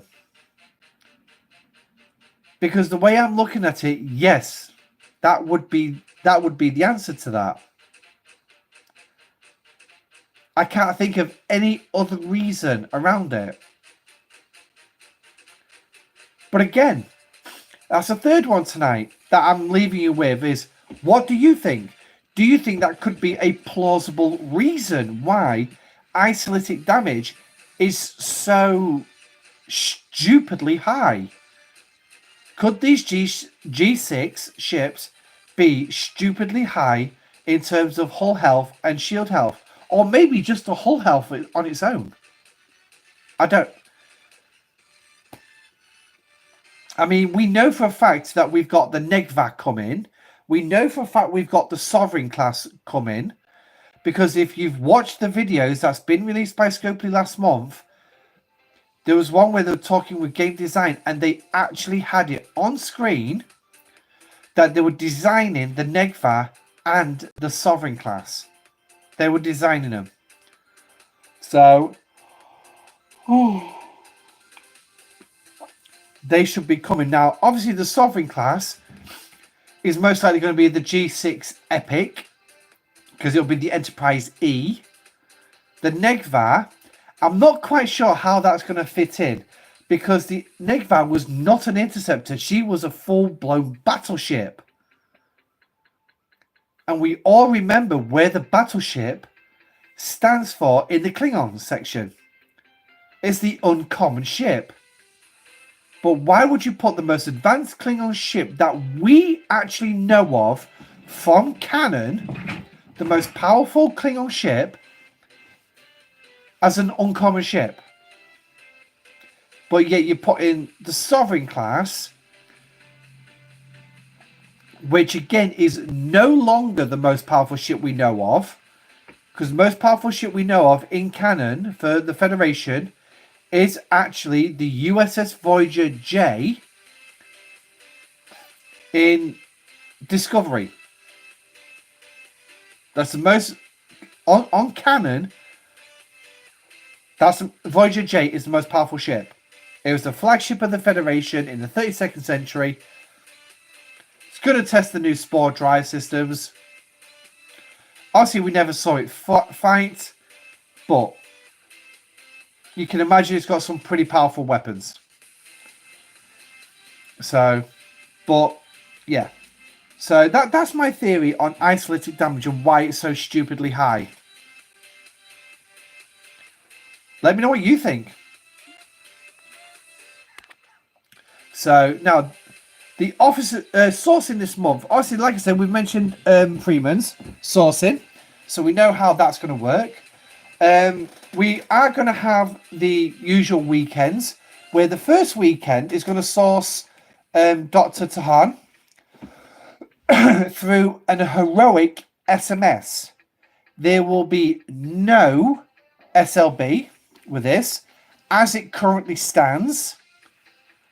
But again, as per usual, we must say, subject to change. So as of yet, there is no SLB for this. It's going to be heroic SMS, which will contain a maximum of 50 shards. Yes, you heard me right. 50 shards. Now, the second weekend is going to be the heroic SMS, and there will be an SLB. Now, how's that going to work? Well, for my theory on this, I'm going to draw on last month. Yeah, last month. Both officers in the SLB, 50 shards of shacks in the heroic SMS, with the top level of the SMS being Dr. Tahan. Now, the third weekend is to be determined. It's not been decided yet. Well, let's go back to last month and how we had it. Both officers were available through both the SLB and the SMS. 50 shards in the SMS and the SLB as they currently stand. So, yeah. I'm thinking the third weekend is going to work the same as it did last month. Now, I could be wrong. So, I'm not going to say that is exactly how it's going to work. But you think logically the way Scopely is doing stuff right now, that's the way it's going to go. That's what you think. That's what I think. So, but it's pretty bad when they don't actually tell the NDA content creators what's going to happen, let alone Eco, who was like, it's 6 o'clock in the morning, I've not had my first coffee. It's like 10 past 11. I genuinely sat right here, right now, fighting sleep. I'm genuinely fighting it just to try and make sure that I get this stream up, the full stream out tonight. So, but yeah, it just doesn't make. I just don't understand why Scopely changed it from the SMS setup that they have, that they originally had. They had for like the 7 of 9 one, the SLB and the SMS for 7 of 9. That was a perfect little number. But with all things, they have to try something new. But again, it comes down to this thing of called secrets from Scopely. I don't understand why they feel the need to keep secrets from the players. Build up the hype. Tell us, let us tell you guys what's coming. So, but that is Scopely for you. They don't want you to actually know what's coming because they think that they seem to have this notion that, and it's probably backed up by analytics and everything else, but they seem to have this notion where we don't tell you anything and you'll spend more to get it when it releases. Or we don't want to tell you what it is because it's going to be the biggest pile of shit that we're going to release into the game, and we know for a fact you're not going to spend anything on a big pile of shit. So, I mean, that it's a risk telling us what's coming. Yes. But you don't get anywhere by not taking risks. But yeah, I don't know. I don't know what it is with Scopely's secrets, but that again, that's just my thing. And I just seem to be spouting off a load of conspiracy theories at the minute about why Scopely does things the way they do. But I'm just trying to make sense of it because I'm really drifting off. Yeah. So anyway, back to this month. I said we didn't come here to listen to me rabbit on about the conspiracy of Scopely, did we? We didn't come here to listen to that. I'm sure we want me to burn Scopely a little bit more. So now I'm just trying to remember what else they've added. Oh yeah. We've got the expansion to the territory research tree, haven't we? So let's go have a gander at that. If we ever get there.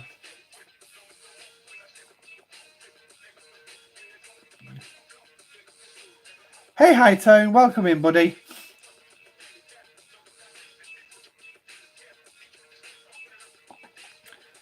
Yes, you can definitely say it's going to be a bit of a disappointment this month. So, first of all, you're going to find that you're going to have this little spot here in the middle. Starting off with schematics revision. And what this is basically going to do is give you some cost efficiency towards ISO emulsion. So that's actually not too bad. I mean, it starts off at 10%. Yay! And it's going to go to a maximum of 100%. So that's not bad whatsoever.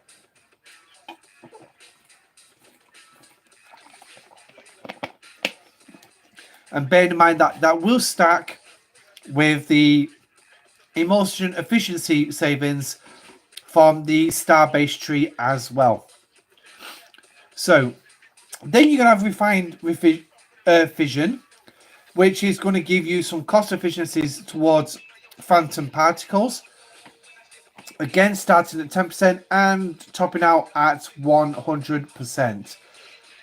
And then also you're going to have one for the quantums, and you're going to have one for the Cerix as well, down that Cerix, down that same line. And then also you're going to have this one as well for the Metreon particles as well, doing the exact same thing.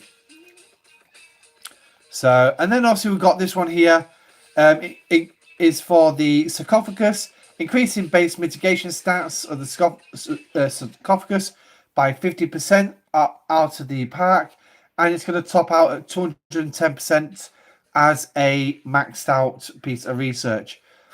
Obviously, I'm going to guess that they're going to have some sort of level locks with them at some point along the line, similar to most other research as well.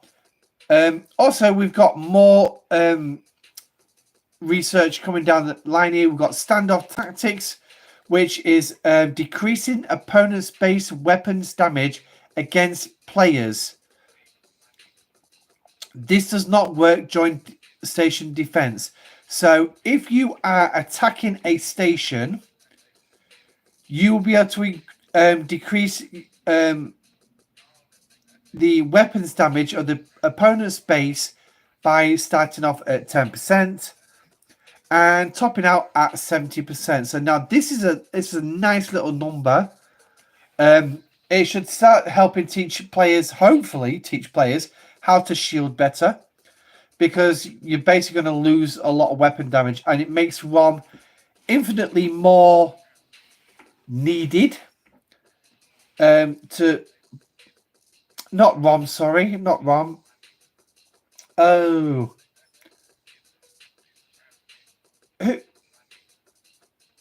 No, there isn't actually an officer that actually delays attacking ships, is there? It's just ROM delays base defenses and ship station defenses when your ships are docked. Has it can delay their weapons attack by 1 round. So yeah, giving it more chance to actually raid destroy a star base, someone's base. I'm really slipping up right now, but we'll plod along. Isogen magnetism increases base mining rates for all isogen.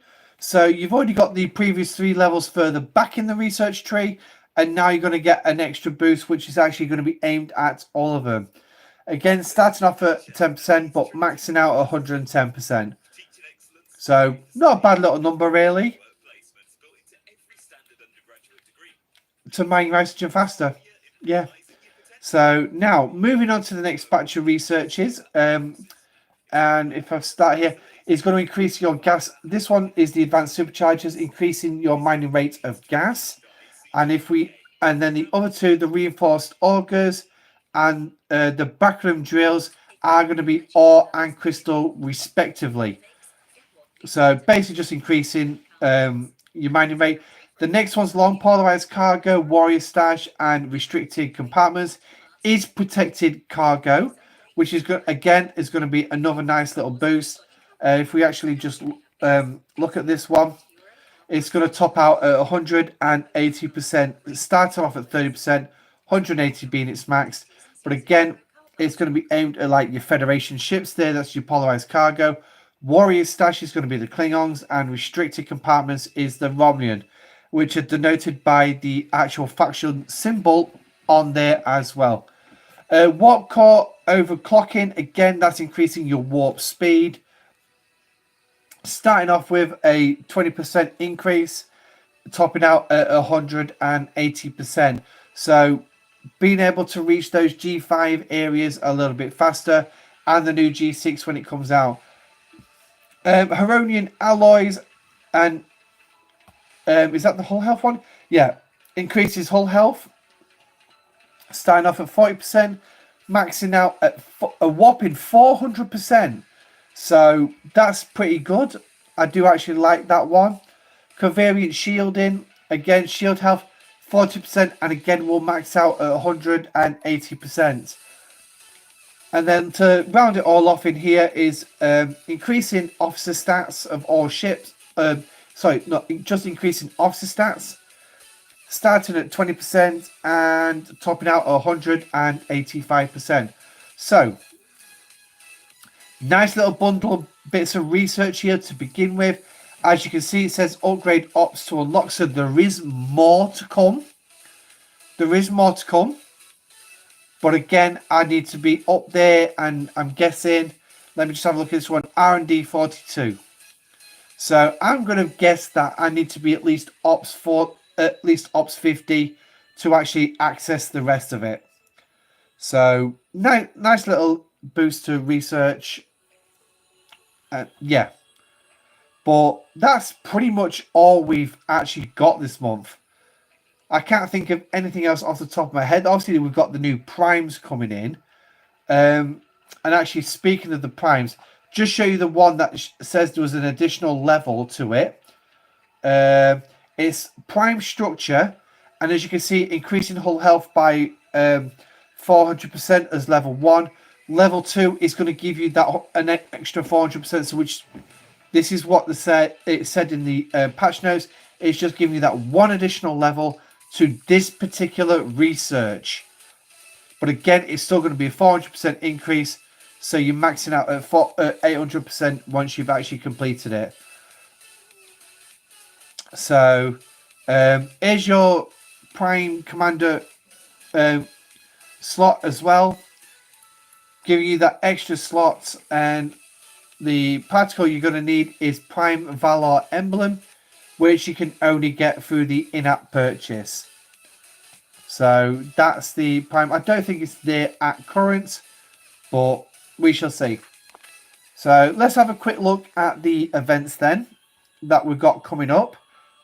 And to be honest, I don't know why I just went out. To me, it didn't even look like it was going to be a busy calendar this month, in all honesty. So, Lower Decks Part 2. So, starting off, we've got the Battle Pass Overflow kicking off. Obviously, you've got your milestones there as well for the standard Battle Pass running through the whole month. So, moving on to the non-Battle Pass specific events. Complete new missions, which is running all month again. Completing those 3 core missions. Just a reminder that Temple Cartography will drop later on in the month, so just keep an eye on your holodeck for that. I would have to guess next month it's going to drop. Not next.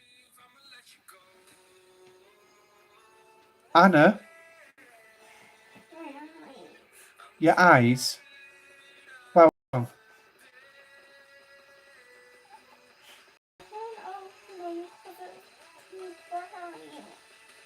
it's too bright. It's because you haven't had your eyes. So just bear with me a minute, guys. Ugh.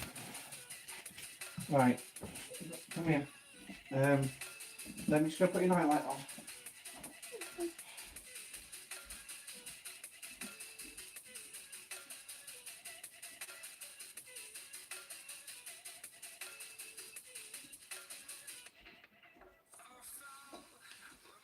Right, let's turn this one out. Is that a bit better for you? Yeah? Right, come on, let's put you back to bed. I don't know, you've been sleeping pretty well at the minute. You have. You didn't realise you would have been knocked out without it. So I've put your nightlight on.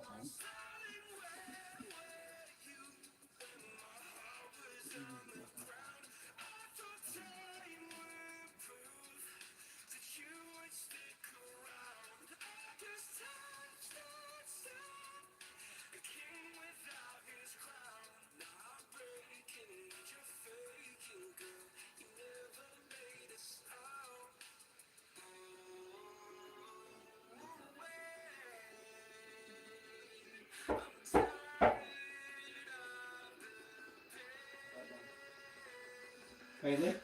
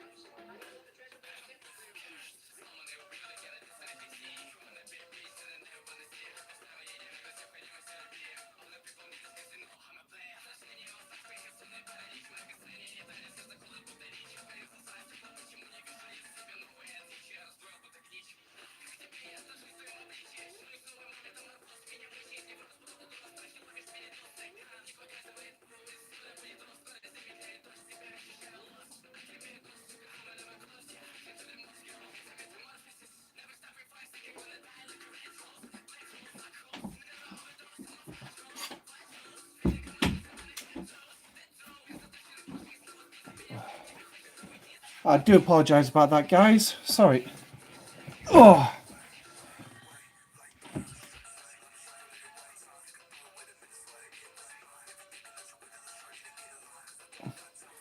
Anyone else noticed the daily poll of optical diodes is giving out dynamite particles? Not dynamite particles. It is giving out a prime particle. I won't be able to. Not that one. This one. Yeah, I won't be able to see anything until tomorrow morning. But as far as I'm aware, no, it's not giving out dolomite particles. The particle it will be giving out, and I will be able to show you the particle it's giving out, providing we can get into it. Is let's have a look for the prime. Is going to be not the dilithium. It's going to be this one, the prime particle. As per usual, the image is not coming up, which makes it interesting. So, I'm guessing everyone thinks that I've ended stream. But no, say this one is the prime particle, and what it'll do is there's 3 primes in here. This sort of prime capture node, which is not going to benefit me right now, but when I eventually get there, it will. There's two others here: prime protected cargo and prime damage against players. So it's if you can see the little symbol on the primes, it's that particle. So, and it's been paying that out for quite a while because they're like 1,000 particles each. So, but yeah. So it's paying out those particles. So, right, we'll jump back over to the calendar. So, just to bring you up with that one, my daughter's normally sleeps with a nightlight on, and she was trying the first night without it on. So, and obviously coming into my bedroom with the light on bright, yeah, she's like, I can't see. I struggle sometimes to see when I go from dark to light. So, but anyway, so cracking on with this then. So complete the missions. Like I said, temporal cartography will drop. I've got a funny feeling it will be Tuesday next week. It'll drop. I could be wrong.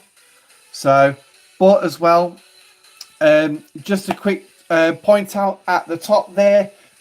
It says running times and schedules may change, and additional events might be scheduled for specific player segments. So just bear that in mind with all these events, that they do actually say this all the time. It is always there. A little disclaimer saying, watch out. So, what events are we getting then? So, we've got a TC Trailblazer SMS. And this is basically spending minutes in your alliance's active takeovers. Now, as you can see, there are 3 specific events, all running 5 days long. So this is on the Wednesday through to the following Monday. And all you need to do is spend minutes in your alliance's active takeover for incredible rewards. So this is going to be part of your season battle pass. So watch out for that particular SMS. It is for levels 25 plus. So yeah. Friends in high places. So that's the meta we have running, and pretty much the only events I've actually seen, I believe, contribute to this event. So the full meta obviously is the SMS. Just basically scoring in all the other SMSs to actually get what you need. So the first one is what we've got today's aptitude assessment SMS. Basically, kill Borg probes or the hostiles. obviously after stream, I'm just going to quickly run around Romanian territory and blow some ships up to try and score some hostiles for my dailies, because I didn't do it earlier. No, I didn't. So I still need to do it. Starting on Wednesday is going to be Tindying to Duty, which is basically going to be spending ship XP and officer XP and also increasing power. So basically it's going to be your domination style event. But again, it's going to be paying towards that meta. Mandatory R&R is coming up on Thursday, which is contributing to your alliance and increasing your power. Again, through buildings, defense platforms, and dry docks. So the easiest way to complete that one is basically going to be contributing to your alliance by helps or by the contribution button through the alliance tab, which is usually behind me on the main screen. Vindictor's Crisis. Going out and killing faction hostiles. So there's going to be a nice little one for you. And on Saturday, and then for those at 10 to 19, you're just basically going to be asked to kill normal hostiles. So just bearing in mind that there is the split on the SMSs as well. So then we're going to have a break through the weekend. And starting again on... Hang on. Let me think. No, yeah, so we'll have a break through the weekend. And then on Monday, the October the 9th, is going to have Hunt or Be Hunted. Yes, it's a Herodian hostile hunting. So, again, defeated hostiles will also score as well. And it will go towards the event. Buffer time comes up on next Tuesday. And is also repeated again on the 19th. Which is contributing to your alliance or using hailing frequencies. So get pointers for using the lower decks hailing frequencies. So I'm guessing, like, is it that funny looking dog with the spike out of its head? That'll be that's one of them. The dog that sort of like opens itself up and lets bats out of its body is another one. So watch out for that one. On Wednesday the 11th and then on the 18th. I can't remember what day the 18th actually is. But this one is PvP meta. Going defeating other players in PvP. Small points for defeating hostiles. So you will be able to kill ordinary hostiles as well. But again, you might want to go crack out that Carl Freeman out and see how many strike teams you can take out. If you really want to. But I don't know. You'll have to wait and see. So we are going to have 2 runs on that. Next Thursday, on the 12th, we're going to have the Packlet Assault. Again, killing faction hostiles. Why they had to change it, I don't know. Change its name, but they did. So, yeah. And then, obviously, for levels 10 to 19, you've got defeating hostiles. On Friday the 13th, a day we all love, the Admiral. Increasing power, again, domination style, or spending ship XP or officer XP to score. So we can see a little bit of repetition in these events this month. So, right, running from Tuesday the 10th till the 16th is going to be inside information, which is collecting syndicate XP through your daily claims. So, yep, it is. It just says SMS. I don't know if it's going to be heroic, but you can only wait and see what's going to happen when that comes round. Max Sub is also going to be available running as well between the 10th and the 16th in defeating hostiles. So we're going to have 2 little events there. And then on the 14th and the 15th, we're also going to have some mining to do where it's materials or resources. Yay! Gotta love mining, nice and easy. Go out, get yourself a node earlier in the day on the on the 14th before event change. Mine it right up until event change. As soon as event change comes, pull the miner off. Bob's your uncle, fannies your aunt. You've actually got it done. Literally a 3-second event if you actually build up beforehand. So on the 15th, then you got defeating hostiles in a simple favor. Again, all these are paying towards this meta this month. And then on the 16th, you're going to have a day on the Titan, defeating Cardassian hostiles. So going out to Cardassian space, shooting their hostiles. I mean, most likely Armadas as well would actually be in there as well. That's for levels 20 plus. For levels 10 through 39, you're going to have a Titanic danger in which you need to go defeat hostiles and Klingon enemies. Yes. 10 to 39. So, those of you who've got that nice little overlap here, you're going to get to kill Cardassian hostiles and also kill ordinary hostiles. In fact, I believe Cardassian hostiles will actually pay towards Titanic danger as well.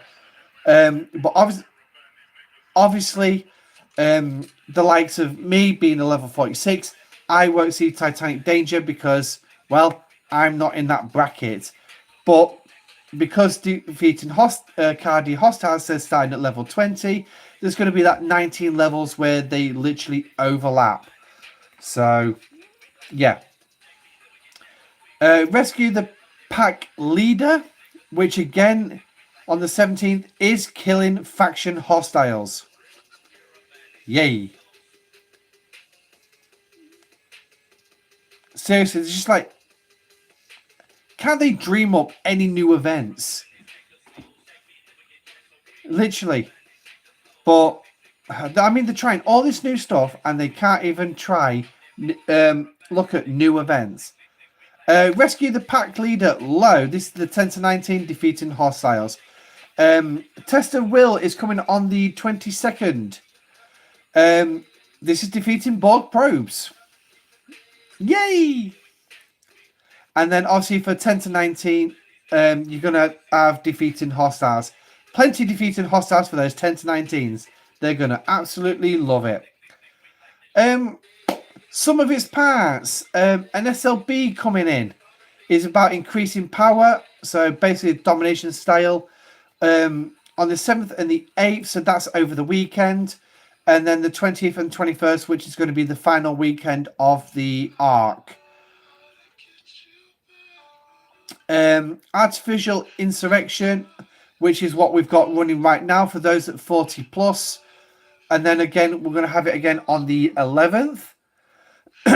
For 10 to 39, though, you're just going to be asked to go kill hostiles. Yay. Peanuts Plan SMS 38 plus is Freebooters or Jem'Hadar. In the mids for 27 to 37 is Doomsday Worms. And for the lows, which is 10 to 26, you guessed it, it's hostiles again. Just what we need. So, yeah. Now, coming up on Thursday is First Contact Mining, which is mining resources or materials or latinum. Yes, go out, mine. Yes, more mining. You're going to have 3 runs of this this round. So, hope you enjoy it all. That's Friday the 6th, actually, isn't it? Yeah, that's Friday the 6th, not Thursday. That's Friday the 6th. But, yeah, I will get my dates right sooner or later. Rocks I've Had is also coming up for those at 10 to 34, which is mining resources and materials. So, 35 plus will have the Latinum involved as well. Friend on Foe Alliance leaderboard coming up over the weekend, start in next week. Levels 10 and above and engage players in PvP in these systems for additional points. So you got two specific systems there, Riser and Maloria, so both level 7 systems. Go out there, shoot other players, have a bit of fun with PvP, and yeah. But watch out. Bug, I knew it was going to come back. But watch out for your tritanium levels, because obviously losing ships means you're going to end up spending more. If there isn't points for losing, then I'd probably just recommend suck it up, go out there, send a weaker ship out there, just let it get blown up, and just keep sending it in.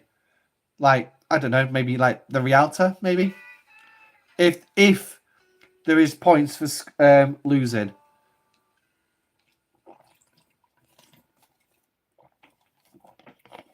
If it's hull damage, you will need a ship that can at least get a shot off. So here we go. Recruit shacks. So as I was saying here,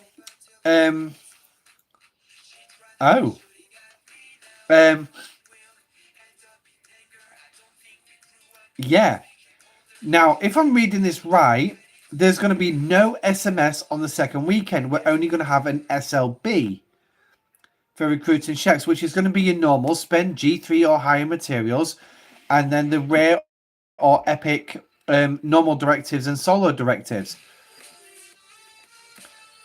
But yeah, on the first weekend, you're going to have the Dr. Tahan heroic SMS, which both these are going to be for 20 plus. Just spending G3 materials or higher. So that should be very interesting, to say the least. Conqueror is also coming around, which it's actually running right now, which is running all month, which is basically just completing the meta, the battle pass, and recruiting the new lower deck officers. Armada bonus chest heroic as well. Researching that prime, that's obviously running right now.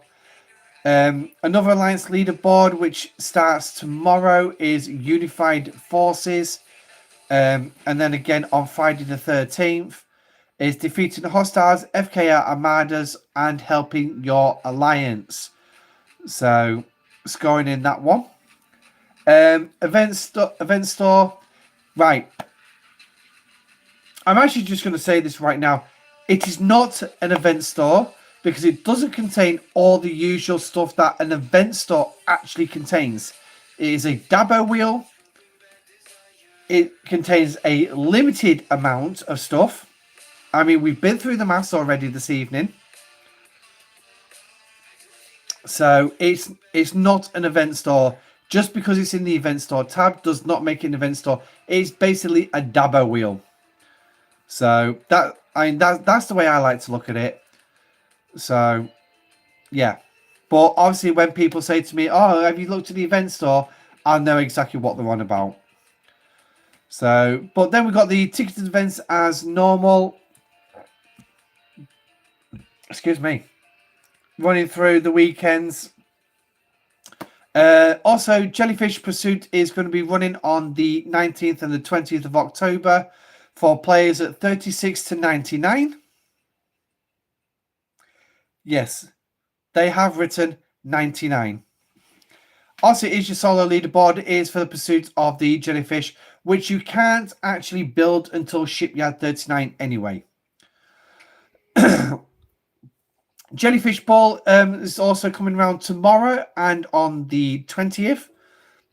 So go out there, get those extra bits of materials and ship parts. And Parabellum is also going to be on Thursday, the 12th of October. So that is the calendar. Like I said, doesn't look particularly full. Looks a little bit patchy. Obviously, the colourful versions that get put out. Viper has already posted one in that is now circulating. So by all means, go check it out. Have a look at the calendar. See what you think of the calendar.